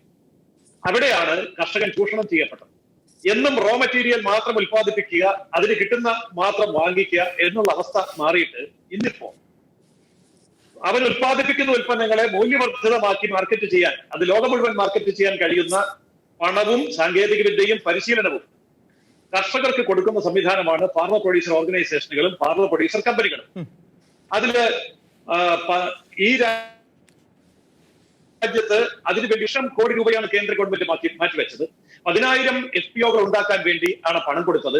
കേരളത്തിലെ കൃഷിമന്ത്രി പറഞ്ഞു 400 എണ്ണം ഞങ്ങൾ ഇവിടെ ഉണ്ടാക്കാം. കേന്ദ്ര ഗവൺമെന്റ് 6,435 കോടി രൂപ കേരളത്തിലെ കൃഷിമന്ത്രിക്ക് കൊടുത്തു. അദ്ദേഹം അത് വാങ്ങിച്ചു. കേന്ദ്രത്തിന് നന്ദിയും പറഞ്ഞു. പക്ഷേ 400 എണ്ണം ഉണ്ടാക്കുമെന്ന് പറഞ്ഞിട്ട് ഒരൊറ്റ എണ്ണം ഈ നിമിഷം വരെ ഉണ്ടാക്കിയിട്ടില്ല. ആ 6,000-ലധികം കോടി രൂപ എവിടെ പോയി എന്ന ചോദ്യത്തിന് മറുപടിയുമില്ല. അപ്പോൾ കർഷകന് വേണ്ടി ആയിരക്കണക്കിന് FPOകൾ കേരളത്തിന് പുറത്ത് മറ്റു സംസ്ഥാനങ്ങളിൽ നിർമ്മിച്ചു കഴിഞ്ഞു. അവിടെ കാര്യങ്ങൾ മുന്നോട്ട് പോകുന്നു. ഇവിടെ കേരളത്തില് ഇതേപോലെയുള്ള അടിസ്ഥാനപരമായ മാറ്റങ്ങൾ വന്നാൽ വമ്പിച്ച മാറ്റമായിരിക്കും വരിക. 3 കർഷക നിയമങ്ങളെ കുറിച്ച് വലിയ സമരം നടക്കുന്നുണ്ടല്ലോ. പഞ്ചാബില് ഇപ്പൊ തീർന്നല്ലോ, എല്ലാവരും വീട്ടിൽ പോയല്ലോ. ആരാണ് വീട്ടിൽ പോയത്? എത്ര പേര് വീട്ടിൽ പോയി? അഡ്വക്കേറ്റ് ജയസൂര്യൻ എത്ര പേര് വീട്ടിൽ പോയി? ഞാൻ അതിനൊക്കെ മറുപടി പറയാം. ഞാൻ പറയുമ്പോൾ ബാക്കിയൊന്ന് പറഞ്ഞ് പൂരിപ്പിക്കാൻ അനുവദിക്കും. അല്ല, നമുക്ക് ഭക്ഷണപരമായ വിഷയം കൊണ്ടേ നമ്മൾ തിരുത്തി പോണമല്ലോ, അതുകൊണ്ട് പറഞ്ഞതേ ഉള്ളൂ. വീട്ടിൽ പോയി എന്ന് പറയുമ്പോൾ അതൊരു ചോദ്യമല്ല. അവിടെ 6,320 ബസ്സുകളിലും ട്രാക്ടറുകളിലുമായിട്ട് ഡൽഹിയിൽ സമരത്തിന് വന്നത് 2,74,000 പേരാണ് വന്നത്. ഇപ്പോൾ ഡൽഹിയിൽ അവശേഷിക്കുന്നത് കേവലം 24,000 പേരാണ്. ബാക്കി മുഴുവൻ പേരും വീട്ടിൽ പോയി. അതിന് കൃത്യമായ ഉത്തരം ആ സംവിധാനങ്ങൾ പറഞ്ഞിട്ടുണ്ട്. കർഷക സമരം ഒരു എന്താണ്, ഒരു റിലേ സമരം പോലെ, അതായത് പല സമയത്താണ്, പ്രത്യേകിച്ച് അവിടുത്തെ കൃഷിയുമായി ബന്ധപ്പെട്ടുള്ള അവരുടെ ഇടപെടലുകൾക്ക് വേണ്ടി, അവരുടെ വിളവെടുപ്പ് അങ്ങനത്തെ കാര്യങ്ങളിലൊക്കെ ഉള്ളത് കൊണ്ടാണ്. അതിനെ നമുക്ക് അങ്ങനെ കാണാം. നമുക്കിനി വിഷയത്തിലേക്ക് തിരിച്ചു വരാം. അല്ലല്ല, ആ വിഷയം സംസാരിക്കാനാണെങ്കിൽ എനിക്ക് ഭംഗിയായിട്ട് അറിയാൻ, ഞാൻ സംസാരിച്ചിട്ടുമുണ്ട്. അങ്ങനെ കണ്ടത് ഒഴിവാക്കി വിടുകയും ഒന്നും വേണ്ട. ഒളിഞ്ഞ് പാളീസായി വീട്ടിൽ പോയ സമരമാണ്, കോടികളുടെ കുത്തകകളുടെ സമരമാണ്, സമ്പന്നന്മാരുടെ സമരമാണ്. അല്ലാതെ അത് കർഷകരുടെ സമരം ഒന്നുമല്ല. ഇന്ത്യ വിരുദ്ധ ശക്തികളുടെ നമ്മുടെ വിഷയം അതല്ലാത്തത് കൊണ്ട് നമുക്ക് അതിലേക്ക് അധികം പോകണ്ട. കേരളത്തിലെ കാര്യത്തിലേക്ക് തിരിച്ചു വരും. ഓക്കെ, അതാണല്ലോ ഞാൻ ഈ കേരളത്തിൽ നിന്ന് സംസാരിക്കാൻ പറ്റപ്പോഴാണല്ലോ അപ്പുറത്തോട്ട് പോയത്. അതുകൊണ്ടാണ് ഞാൻ അത് കയറി പിടിച്ചത്. തീർച്ചയായും അതുകൊണ്ടാണ്. ഓക്കെ, അപ്പൊ കേരളത്തിലെ കാർഷിക മേഖലയില് യഥാർത്ഥത്തിൽ ആത്മാർത്ഥമായ കാര്യങ്ങൾ ചെയ്യണമെങ്കിൽ ക്രിയാത്മകമായി ഇടപെടണം. ഒരൊറ്റ ഉദാഹരണം, കേരളത്തിലെ മുഖ്യമന്ത്രി പിണറായി വിജയൻ കേരളത്തിലെ 30 കാർഷിക ഉൽപ്പന്നങ്ങൾക്ക് താങ്ങുവില പ്രഖ്യാപിച്ചല്ലോ. ആ താങ്ങുവില പ്രഖ്യാപിച്ചതില് കൈതച്ചക്ക 15 രൂപ, ഒരൊറ്റ രൂപയ്ക്ക് പോലും കൈതച്ചക്ക ഇപ്പൊ വാഴക്കുളത്ത് ചെന്നാൽ കിട്ടും. താങ്ങുവില എന്താ കൊടുക്കാത്ത?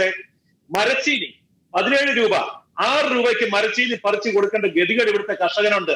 ബാക്കി 11 രൂപ എന്താ കൊടുക്കാത്തത്? താങ്ങുവിലയുണ്ടല്ലോ ഇവിടെ. അതുപോലെ ഓരോ ഉൽപ്പന്നങ്ങളുണ്ടല്ലോ. ഈ 30 എണ്ണത്തില് ഒരെണ്ണത്തിന് പോലും ഒരു പൈസ പോലും താങ്ങുവില കൊടുക്കാൻ പിണറായി വിജയന് കഴിഞ്ഞില്ലല്ലോ. ഇങ്ങനെയല്ലല്ലോ കേന്ദ്രം ചെയ്യുന്നത്. താങ്ങുവില പ്രഖ്യാപിച്ചാൽ താങ്ങുവില കൊടുക്കും, അത് കൃത്യമായിട്ട് ഏറ്റെടുക്കും. പക്ഷെ കേരളത്തിൽ പ്രഖ്യാപനം മാത്രമേ ഉള്ളൂ. ഇനി ഇവിടെ കിറ്റ് കൊടുത്ത് 35% വോട്ട് വാങ്ങിച്ചു എന്നുള്ള സർവേ റിപ്പോർട്ട് വന്നല്ലോ. ഈ കിറ്റിന്റെ പുറത്തെ സഞ്ചി മാത്രമല്ലേ ഇവിടെ കൊടുത്തുള്ളൂ, അതിനകത്തുള്ള മുഴുവൻ ഉൽപ്പന്നങ്ങളും കേന്ദ്രത്തിന്റെ അല്ലേ. എന്നിട്ട് കേരള ഗവൺമെന്റ് അത് മലയാളത്തിൽ അടിച്ചു വെച്ചതല്ലേ ഉള്ളൂ. ആത്മാർത്ഥതയുണ്ടെങ്കിൽ 1 കിലോ ഉണക്കുകപ്പ കിറ്റിനകത്തിട്ട് കൊടുക്കാത്തത് എന്താ? വെളിച്ചെണ്ണ കൊടുക്കാത്തത് എന്താ? ചക്ക ഉണങ്ങിയിട്ട് കൊടുക്കാത്തത് എന്താ? കേരളത്തിലെ കർഷകന് ഗുണമുള്ള ഒരു സാധനവും കിറ്റിനകത്ത് കൊടുക്കാതെ കേന്ദ്രത്തിൽ നിന്നും കിട്ടിയത് മാത്രമല്ലേ കൊടുത്തത്. ലൈഫിന്റെ കാര്യം പറഞ്ഞല്ലോ, 48,000 രൂപയാണ് കേരള ഗവൺമെന്റ് കൊടുക്കുന്നത്. ബാക്കി മുഴുവൻ കേന്ദ്ര ഗവൺമെന്റിന്റെ പണമാ. എന്നിട്ട് ഞങ്ങൾ 4 ലക്ഷം രൂപ ലൈഫ് പദ്ധതിയിൽ കൊടുക്കുന്നു എന്ന് പറഞ്ഞിട്ട് 20 കോടി കൊടുത്ത് 10 കോടി വെട്ടിപ്പ് നടത്തുന്ന ഈ ഭവന നിർമ്മാണ കൊള്ള, ഇതൊന്നുമല്ല ഈ കേരളത്തിലെ ജനങ്ങൾ ആഗ്രഹിക്കുന്നത്. അതുകൊണ്ട് പണ്ട് രാജീവ് ഗാന്ധി പറഞ്ഞല്ലോ, 100 പൈസ ഡൽഹിയിൽ നിന്ന് സാധാരണക്കാരന്റെ മക്കളിലേക്ക് അയച്ചാൽ 16 പൈസയാണ് കിട്ടുന്നത്. 84 പൈസയും കൊള്ളയടിക്കുകയായിരുന്നു. ഇപ്പൊ 6,000 രൂപ കർഷകന്റെ അക്കൗണ്ടിലേക്ക് അടച്ചപ്പോ 6,000 രൂപയും കിട്ടിയില്ലേ. അതുപോലെ ഓരോ പദ്ധതികളും ഡയറക്റ്റ് കർഷകനിലേക്കും സാധാരണക്കാരിലേക്കും എത്തുന്ന പദ്ധതികളാണ് BJP ഉദ്ദേശിക്കുന്നത്. അത് കേരളത്തിൽ വലിയ രാഷ്ട്രീയ മാറ്റം കൊണ്ടുവരും എല്ലാ മേഖലകളിലും. വ്യക്തമാണ്. ഒരു നിമിഷം ഞാൻ അഡ്വക്കേറ്റ് സാജൻ കുന്നത്തിലേക്ക് വരികയാണ്. ഈ അഡ്വക്കേറ്റ് ജയസൂര്യൻ പറഞ്ഞതുപോലെ ഈ കിറ്റ് എല്ലാം കേന്ദ്ര സർക്കാരിന്റെ ആണോ? നിങ്ങളുടെ സ്വന്തമായിട്ടുള്ളത് അതിലുള്ള ആ ലേബൽ മാത്രമേ ഉള്ളോ അഡ്വക്കേറ്റ് സാജൻ കുന്നത്ത്? കേരള സംസ്ഥാനത്ത് കിറ്റ് കൊടുക്കുന്നത് കേന്ദ്രമാണല്ലോ എല്ലാവർക്കും ഭക്ഷ്യധാന്യങ്ങളൊക്കെ എത്തിക്കുന്നത്. പക്ഷെ അത് കേന്ദ്രം തരുന്നത് കൊണ്ട് മാത്രമല്ല ഇത് കൊടുക്കുന്നത്. അങ്ങനെയാണ് എന്തുകൊണ്ട് നേരത്തെ കൊടുത്തിരുന്നില്ല? ഇതുവരെ ഇങ്ങനെ കിറ്റോ സംവിധാനങ്ങളോ? കോവിഡ് വന്നതുകൊണ്ടല്ലേ കിറ്റ് വന്നത്? അതിന് മുമ്പ് നമ്മൾ കിറ്റ് കൊടുക്കുന്നില്ലായിരുന്നല്ലോ. പ്രളയം വന്നപ്പോഴല്ലേ കൊറോണയുടെ കാലഘട്ടത്തിൽ മാത്രമാണോ വെളിച്ചെണ്ണ റേഷൻ കട വഴി കൊടുക്കാൻ തുടങ്ങിയത്? അല്ലേ?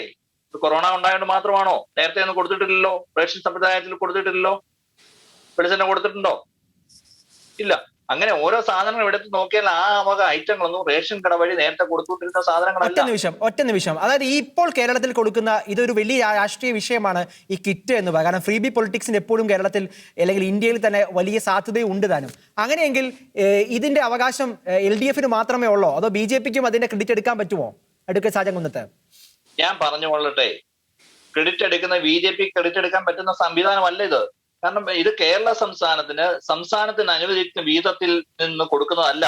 അത് കൂടാതെ അഡീഷണൽ ആയിട്ട് കണ്ടെത്തി കൊടുക്കുന്ന സംവിധാനമാണ്. ഞാൻ ഉദാഹരണമായിട്ട് മുൻ സർക്കാരിന്റെ കാലത്ത് 5242 കോടി രൂപയാണ് പൊതുവിതരണ മേഖലയിൽ ഉപയോഗിച്ചിരുന്നത്.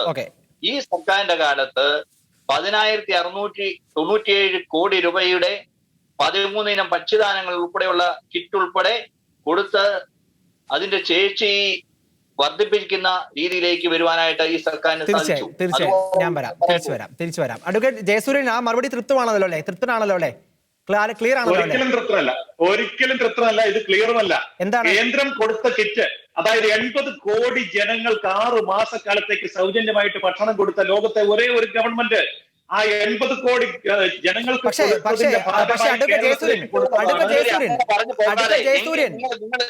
റോഡിൽ ഇറങ്ങി സമരം ചെയ്യുക. ഇത് കിറ്റ് കൊടുക്കുന്നത് കേരള സംസ്ഥാനമല്ല, കേന്ദ്രമാണ് കൊടുക്കുന്നത്. ഇത് കൊടുക്കാൻ തെറ്റാണ്, നിങ്ങൾ കേന്ദ്രത്തിന്റെ സാധനമാണ് ഇവിടെ കൊണ്ട് കൊടുക്കുന്നത് എന്ന് പറഞ്ഞ് നിങ്ങൾ ഇറങ്ങി സമരം ചെയ്യാൻ എന്തുകൊണ്ടാ?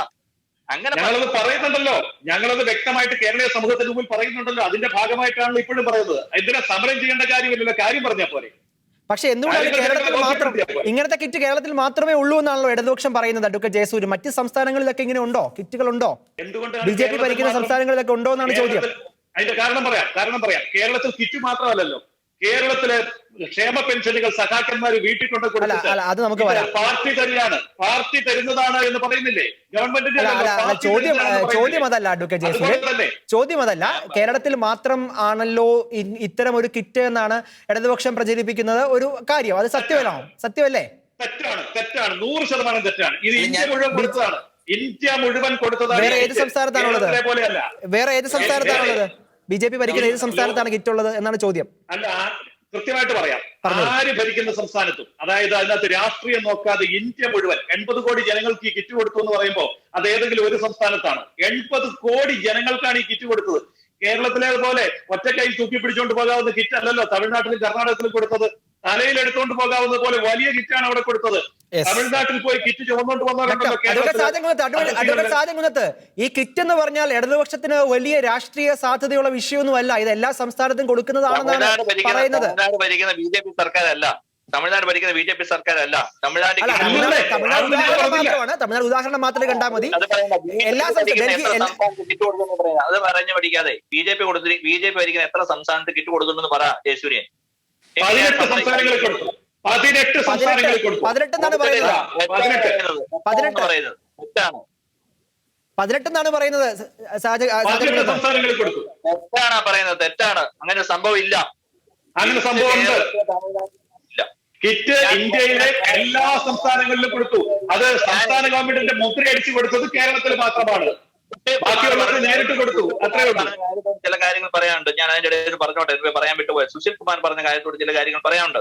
സുശീൽ കുമാർ പറഞ്ഞു കേരളത്തിലെ കേരള കോൺഗ്രസ് ജോസ് കെ മാണി വിഭാഗം വന്നതുകൊണ്ട് പ്രത്യേകമായ നേട്ടങ്ങളൊന്നും ഇടതുപക്ഷ ജനാധിപത്യ മുന്നണിക്ക് ഉണ്ടായില്ല എന്ന് പറഞ്ഞു. ഞാൻ പറഞ്ഞുകൊള്ളട്ടെ, എറണാകുളം, കോട്ടയം, ഇടുക്കി, പത്തനംതിട്ട ജില്ലകളിൽ കാര്യമായ മാറ്റം കഴിഞ്ഞ ത്രിതല പഞ്ചായത്ത് തെരഞ്ഞെടുപ്പിൽ ഉണ്ടായത് ഇടതുപക്ഷ ജനാധിപത്യ മുന്നണിയിലേക്ക് കേരള കോൺഗ്രസിന്റെ കടന്നുവരവോടുകൂടിയാണ്. ഉദാഹരണമായിട്ട് കോട്ടയം ജില്ല മാത്രം ഞാൻ എടുത്ത് പറയുന്നുള്ളൂ. ബാക്കി ജില്ലകളിലെ കറക്റ്റ് ആയിട്ട് എനിക്ക് അറിയത്തില്ല, സ്റ്റാറ്റിസ്റ്റിക്സ് അറിയത്തില്ല.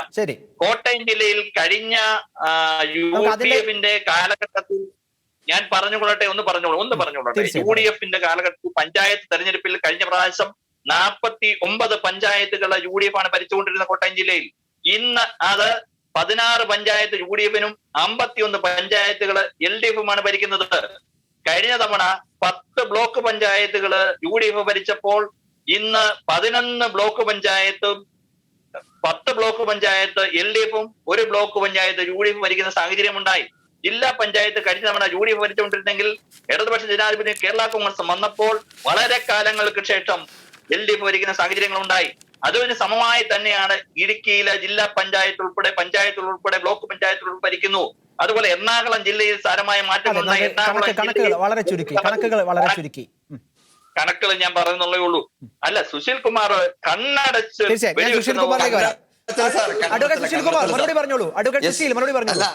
ഇതിനകത്ത് കൃത്യമായി ഞാൻ പറഞ്ഞല്ലോ, ഇതിനകത്ത് എറണാകുളം ജില്ലയിലോ കോട്ടയം ജില്ലയിലോ ഇടുക്കി ജില്ലയിലോ മാത്രമല്ല തദ്ദേശ സ്വയംഭരണ തെരഞ്ഞെടുപ്പുമായി ബന്ധപ്പെട്ട് കേരളത്തിലെ 14 ജില്ലകളിലും സ്വാഭാവികമായിട്ടും UDF-നുണ്ടായ തിരിച്ചടി, അതിന്റെ ഭാഗമായി ഉണ്ടായ തിരിച്ചടിയെ അത് കേരള കോൺഗ്രസ് മാണി ഗ്രൂപ്പിന്റെ മാത്രം മികവാണെന്ന് പറയുന്നിടത്ത് മാത്രമേ എതിർപ്പുള്ളൂ. മധ്യകേരളത്തിലെ തിരിച്ചടി തീർച്ചയായിട്ടും KM മാണിയുടെ അല്ല, അത് നമുക്ക് കാണാം.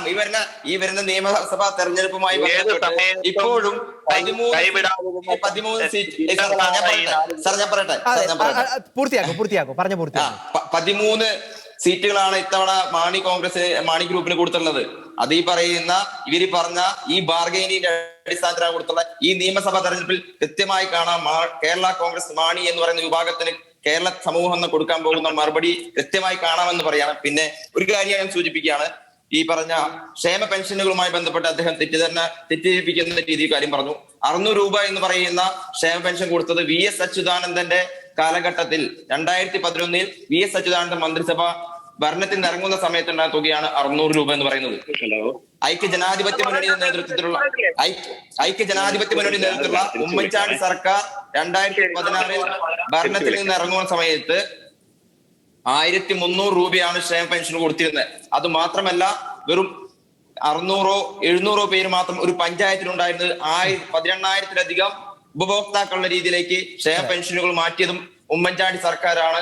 അത് മാത്രമല്ല 34 ലക്ഷത്തോളം ഉപഭോക്താക്കളെ കേരളത്തിനകത്ത് മാത്രം സൃഷ്ടിച്ച സർക്കാരാണ് ഉമ്മൻചാണ്ടി സർക്കാർ. ഈ പറയുന്ന പിണറായി വിജയൻ സർക്കാർ ഭരണത്തിൽ വന്നപ്പോൾ ആദ്യം തന്നെ ചെയ്തെന്താ, ഏതെങ്കിലും തരത്തിലുള്ള ഒരു ക്ഷേമ പെൻഷൻ വാങ്ങുന്നുണ്ടെങ്കിൽ അവർക്ക് ഇത് ഞാൻ പറഞ്ഞ അവസാനിപ്പിക്കട്ടെ, ഒറ്റ പോയിന്റ് ഉള്ളൂ. അങ്ങനെ 34 ലക്ഷം ഉപഭോക്താക്കളുടെ ക്ഷേമ പെൻഷനുകളെ വെറും 14 പേരിലേക്ക് മാത്രം മാറ്റിയത് ഈ പറയുന്ന ഇടതുപക്ഷ സർക്കാരാണ്. എന്നിട്ടാണ് അവർ പെൻഷന്റെ പേര് പറഞ്ഞുകൊണ്ട് വോട്ട് ചോദിക്കുന്നത്. കേരളത്തിലെ ജനങ്ങളെ പച്ചയ്ക്ക് പറ്റിച്ച ഒരു സർക്കാരാണ് ഇടതുപക്ഷ ജനാധിപത്യ സർക്കാർ. ഡോക്ടർ ചാക്കോ കളമറമ്പിൽ, കേരളത്തിലെ രാഷ്ട്രീയ സാഹചര്യം വിലയിരുത്തുമ്പോൾ പ്രത്യേകിച്ച് ക്രൈസ്തവ ന്യൂനപക്ഷങ്ങൾ വലിയ ആശങ്കയിലാകുന്ന ഈ തെരഞ്ഞെടുപ്പിൽ, പ്രത്യേകിച്ച് കർഷക പ്രശ്നങ്ങൾ ഉൾപ്പെടെ അങ്ങ് ഇവിടെ ഉന്നയിച്ചു, ന്യൂനപക്ഷ അവകാശ പ്രശ്നങ്ങൾ ഉന്നയിച്ചു. ഇതൊക്കെ ഈ ഇലക്ഷൻ തെരഞ്ഞെടുപ്പിൽ വലിയ ചർച്ചയായി മാറുമ്പോൾ ഇത് ഏത് പാർട്ടിക്കായിരിക്കാം ഈ വോട്ടിന്റെ ധ്രുവീകരണം ഉണ്ടാവുക? ഇതിന്റെ നേട്ടം ഏത് പാർട്ടിക്കായിരിക്കും ഉണ്ടാവുക? ഇടതിനാണോ വലതിനാണോ അതോ BJP-ക്കാണോ? ഏതെങ്കിലും ഒരു പാർട്ടിക്ക് എന്നുള്ളതിനേക്കാൾ ഉപരി ഞാൻ ചേർത്ത് വായിക്കാൻ ആഗ്രഹിക്കുന്ന കാര്യം ഇതാണ്. നമ്മളുടെ ജനങ്ങൾക്ക് വേണ്ടത് തൽക്കാലം കഴിക്കാൻ ആവശ്യമായ മത്സ്യമല്ല, സ്ഥിരമായ വരുമാന മാർഗമാകാനായ ചൂണ്ടയാണ്. ആ ചൂണ്ട കൊടുക്കാൻ തയ്യാറാകുന്ന പാർട്ടി ഏതാണോ തീർച്ചയായിട്ടും ജനങ്ങൾ അതിനെ തിരഞ്ഞെടുക്കും. നമുക്ക് ഈ കിറ്റ് കൊടുക്കലും ഈ മത്സ്യം പിടിച്ചു കൊടുക്കലും ഒന്നും അല്ല വേണ്ടത്. ചൂണ്ട കൊടുത്തുകൊണ്ട് മത്സ്യം പിടിക്കാൻ അവരെ പഠിപ്പിക്കുക. ഇവിടെ പറഞ്ഞില്ല, ഫാർമേഴ്സ് പ്രൊഡ്യൂസർ കമ്പനി 10,000 കമ്പനികളെ രൂപപ്പെടുത്താൻ ആഗ്രഹിച്ചിട്ട് ഒരെണ്ണം പോലും കേരളത്തിൽ വന്നില്ല. ഇവിടുത്തെ കർഷകർ കിടന്ന് ഇവിടെ വെള്ളം കുടിക്കുകയാണ്. അത് കേന്ദ്ര സർക്കാർ 30 ലക്ഷം രൂപ കൊടുത്ത് അനുവദിച്ച കാര്യം എന്തുകൊണ്ട് സംസ്ഥാന സർക്കാർ അതിനെ ബ്ലോക്ക് ചെയ്യണം? രണ്ടാമത് ഞാൻ പറയുന്നത്, നമ്മുടെ സംസ്ഥാനത്ത് മികച്ച ഒരു ഭരണം ഉണ്ടാകുവാൻ ജനങ്ങൾ ആഗ്രഹിക്കുന്നു. ആ ആഗ്രഹിക്കുന്നതിന്റെ ഫലമായിട്ട് എപ്പോഴും ഇവിടെ കാണുന്ന ഒരു പ്രത്യേകത, ഓരോ പ്രാവശ്യവും നമ്മൾ ഭരിക്കുന്ന പാർട്ടിക്കെതിരായിട്ട് ജനം പ്രതികരിക്കുന്നതാണ് എപ്പോഴും കാണുക. കാരണം അവരുടെ വികാരങ്ങൾ പാർട്ടികൾ ഉൾക്കൊള്ളുന്നില്ല, അല്ലെങ്കിൽ മുന്നണികൾ ഉൾക്കൊള്ളുന്നില്ല. ആ വികാരമാണ് കേരളത്തിന്റെ ഒരു സംസ്കാരമായി കഴിഞ്ഞ ഇത്രയും പതിറ്റാണ്ടുകളായി നിലനിൽക്കുന്നത്. അത്തരത്തിലുള്ള ഒരു വികാരം ഇപ്രാവശ്യവും ഉണ്ടാകും എന്ന് വേണം ചിന്തിക്കാമെന്നാണ് ഞാൻ കരുതുന്നത്. ഇത്തവണ മാറ്റം വരുമെന്നാണ് അഡ്വക്കേറ്റ് ചാക്കോ പറഞ്ഞത്. കേട്ടില്ല ഡോക്ടർ ചാക്കോ. നമ്മളുടെ ജനങ്ങള് എല്ലാ കാലത്തും മാറി മാറി വരുന്ന മുന്നണികൾ ഭരിക്കുന്നതിനപ്പുറത്തേക്ക് തീർച്ചയായിട്ടും ജനങ്ങൾ അതൃപ്തരായതുകൊണ്ടാണല്ലോ ഒരു മുന്നണി കഴിഞ്ഞ് പിന്നെ അടുത്ത മുന്നണി വേറൊരു ഓൾട്ടർനേറ്റീവ് ഇല്ലാത്തതുകൊണ്ട് അടുത്ത മുന്നണിയെ തിരഞ്ഞെടുക്കുന്നത്. അപ്പൊ നമുക്ക് വേണ്ടുന്നത് ജനങ്ങളുടെ പ്രശ്നങ്ങളെ അഡ്രസ് ചെയ്യുന്ന ആരാണെന്ന് ജനങ്ങൾ കാത്തിരിക്കുകയാണ്. ആരാണോ അവരുടെ മാനിഫെസ്റ്റോയിൽ ഈ പ്രശ്നങ്ങൾ പറഞ്ഞുകൊണ്ട് അതിനെ അഡ്രസ് ചെയ്യാൻ തയ്യാറാകുന്നത്, അവരെ ആയിരിക്കും ജനങ്ങൾ തെരഞ്ഞെടുക്കുക. ഇപ്പോഴത്തെ ഭരണമാണെങ്കിലും മുമ്പുള്ള ഭരണങ്ങളാണെങ്കിലും എപ്പോഴും നമ്മൾ കാണുന്നത് ഒരു തുടർ ഭരണമല്ല, മറിച്ച് ജനങ്ങളുടെ അതൃപ്തി രേഖപ്പെടുത്തലാണ്. അത് തന്നെ ഇപ്രാവശ്യവും സംഭവിക്കാൻ സാധ്യതയുണ്ടെന്നാണ്. അഡ്വക്കേറ്റ് സാജൻ കുന്നത്ത്, ഏറ്റവും അവസാനം ഇവിടെ ഡോക്ടർ ചാക്കോ കളമരവിൽ പറഞ്ഞ ചോദ്യമൊക്കെ ഇവിടെ പ്രസക്തമാണ്, അവിടെ നിലനിൽക്കുന്നുണ്ട്. ഏറ്റവും ഒടുവിൽ എന്ത് പ്രതീക്ഷയാണ് ഈ തെരഞ്ഞെടുപ്പിൽ അങ്ങ് നോക്കി കാണുന്നത്? ഒറ്റ വാക്ക്, ഏറ്റവും ചുരുങ്ങിയ വാക്കിൽ പറഞ്ഞ് അവസാനിപ്പിക്കാം. 7,500 പേർക്ക് 7,500 കണക്കുകളിലേക്ക് ഒന്നുകൂടെ പറയാം. ഞാൻ അതുകൊണ്ട് തന്നെ പറഞ്ഞോട്ടെ, ന്യൂനപക്ഷ പീഡനം എന്നൊക്കെ പറഞ്ഞു. ന്യൂനപക്ഷ പീഡനം ശബരിമല മാസ്റ്റർ പ്ലാന് 456 കോടി രൂപ മുൻ സർക്കാർ ചെലവാക്കിയപ്പോൾ 1,500. നമുക്ക് കണക്കുകളിലേക്ക് ഒന്നും പോകാൻ സമയമില്ല. ഏറ്റവും ഒടുവിൽ LDF-ന്റെ പ്രതീക്ഷ മാത്രം പങ്കുവെച്ച് നമുക്ക് ചർച്ച അവസാനിപ്പിക്കാം. ഏത് സർവ്വ മേഖലകളിൽ ടച്ച് ചെയ്ത ഒരു സർക്കാർ കേരളത്തില് ഇതുവരെ ഉണ്ടായിട്ടില്ല. പിണറായി വിജയനും അതുപോലെ തന്നെ ശൈലജ ടീച്ചറെ പോലുള്ള മന്ത്രിമാരും ഒക്കെ കേരളത്തിലെ ജനങ്ങളെ അവരുടെ മനസ്സ് കണ്ട് പ്രവർത്തിക്കുവാനായിട്ട് തയ്യാറായ ഒരു സർക്കാരാണ്. അന്ന് കിട്ടിയ ജനങ്ങൾ അവരിൽ അർപ്പിച്ച വിശ്വാസമാണ് കഴിഞ്ഞ പഞ്ചായത്ത് തെരഞ്ഞെടുപ്പിലായത്. അത് തന്നെ തുടർന്നും പഞ്ചായത്ത് തെരഞ്ഞെടുപ്പിൽ തുടർച്ചയായിട്ട്, കഴിഞ്ഞ നിയമസഭാ തെരഞ്ഞെടുപ്പിൽ തുടർച്ചയായിട്ട് വീണ്ടും ഇടതുപക്ഷ ജനാധിപത്യ മുന്നണി എന്നതാണ് ഷാജൻ കുന്നത്തിന്റെ പ്രതീക്ഷ. അഡ്വക്കേറ്റ് സുശീൽ ഗോപൻ, ഏറ്റവും ചുരുങ്ങിയ വാക്കിൽ UDF-ന്റെ പ്രതീക്ഷ പങ്കുവെക്കാം. കരയും കടലും ആകാശവും ഒരുപോലെ വിറ്റ സർക്കാരാണ് ഇടതുപക്ഷ ജനാധിപത്യ മുന്നണി. ആ സർക്കാരിനെതിരെ വരുമാനമുറപ്പ് പദ്ധതി ഉൾപ്പെടെ മുട്ടിലെഴയാതെ ഉദ്യോഗാർത്ഥികൾക്ക് ഭരണഘടനാ സംവിധാനങ്ങൾ വഴി ജോലി ലഭിക്കുന്ന ഉറപ്പുൾപ്പെടെ കൃത്യമായ മുദ്രാവാക്യം ഉയർത്തിക്കൊണ്ടാണ് നാട് നന്നാകാൻ UDF എന്ന് പറഞ്ഞുകൊണ്ട് ഐക്യ ജനാധിപത്യ മുന്നണി ഇത്തവണ വോട്ട് ചോദിക്കുന്നത്. അത് കൃത്യമായി കേരളത്തിലെ ജനത അതിന് UDF-നൊപ്പം മാത്രം ഉണ്ടാകുമെന്ന് സൂചിപ്പിക്കുക. അഡ്വക്കേറ്റ് ജയസൂര്യൻ, ഏറ്റവും ചുരുങ്ങിയ വാക്കിൽ. കഴിഞ്ഞ പഞ്ചായത്ത് തെരഞ്ഞെടുപ്പിൽ UDF-ഉം LDF-ഉം പിറകോട്ട് നടന്നപ്പോൾ മുന്നോട്ട് നടന്ന ഒരേ ഒരു മുന്നണി ദേശീയ ജനാധിപത്യ സഖ്യം NDA ആണ്. അതുപോലെ തന്നെ ഈ വരാൻ പോകുന്ന ഇലക്ഷനിലും LDF-നെയും UDF-നെയും പിന്തള്ളി മുന്നോട്ട് വന്ന് കേരളത്തിന്റെ രാഷ്ട്രീയ ചിത്രം തിരുത്തുന്ന ഒരു റിസൾട്ട് ആയിരിക്കും വരിക. അവിടെ നേതൃത്വം കൊടുക്കുക BJP ആയിരിക്കും, NDA ആയിരിക്കും. ഡോക്ടർ ചാക്കോ കളാമരമിൽ പറഞ്ഞതുപോലെ താൽക്കാലികമായ മുട്ടുശാന്തി അല്ല ജനങ്ങൾക്ക് വേണ്ടത്. ജനങ്ങൾക്ക് വേണ്ടത് സ്ഥിരമായ പരിഹാരമാണ്. ആ വിഷയത്തിൽ ജനങ്ങൾക്കൊപ്പം ഏത് മുന്നണി നിൽക്കുമെന്നത് കാത്തിരുന്നു കാണാം. തെരഞ്ഞെടുപ്പ് ഗോദയിലേക്ക് ഇറങ്ങിയ 3 മുന്നണികൾക്കും ആശംസകൾ. ഈ ചർച്ചയിൽ ഏറെ സജീവമായി പങ്കെടുത്ത advocate Sajan Kunnath, advocate Sushil Gopal, advocate Jayasuryan, doctor Chacko Kalamprambil, 4 പേർക്കും നന്ദി.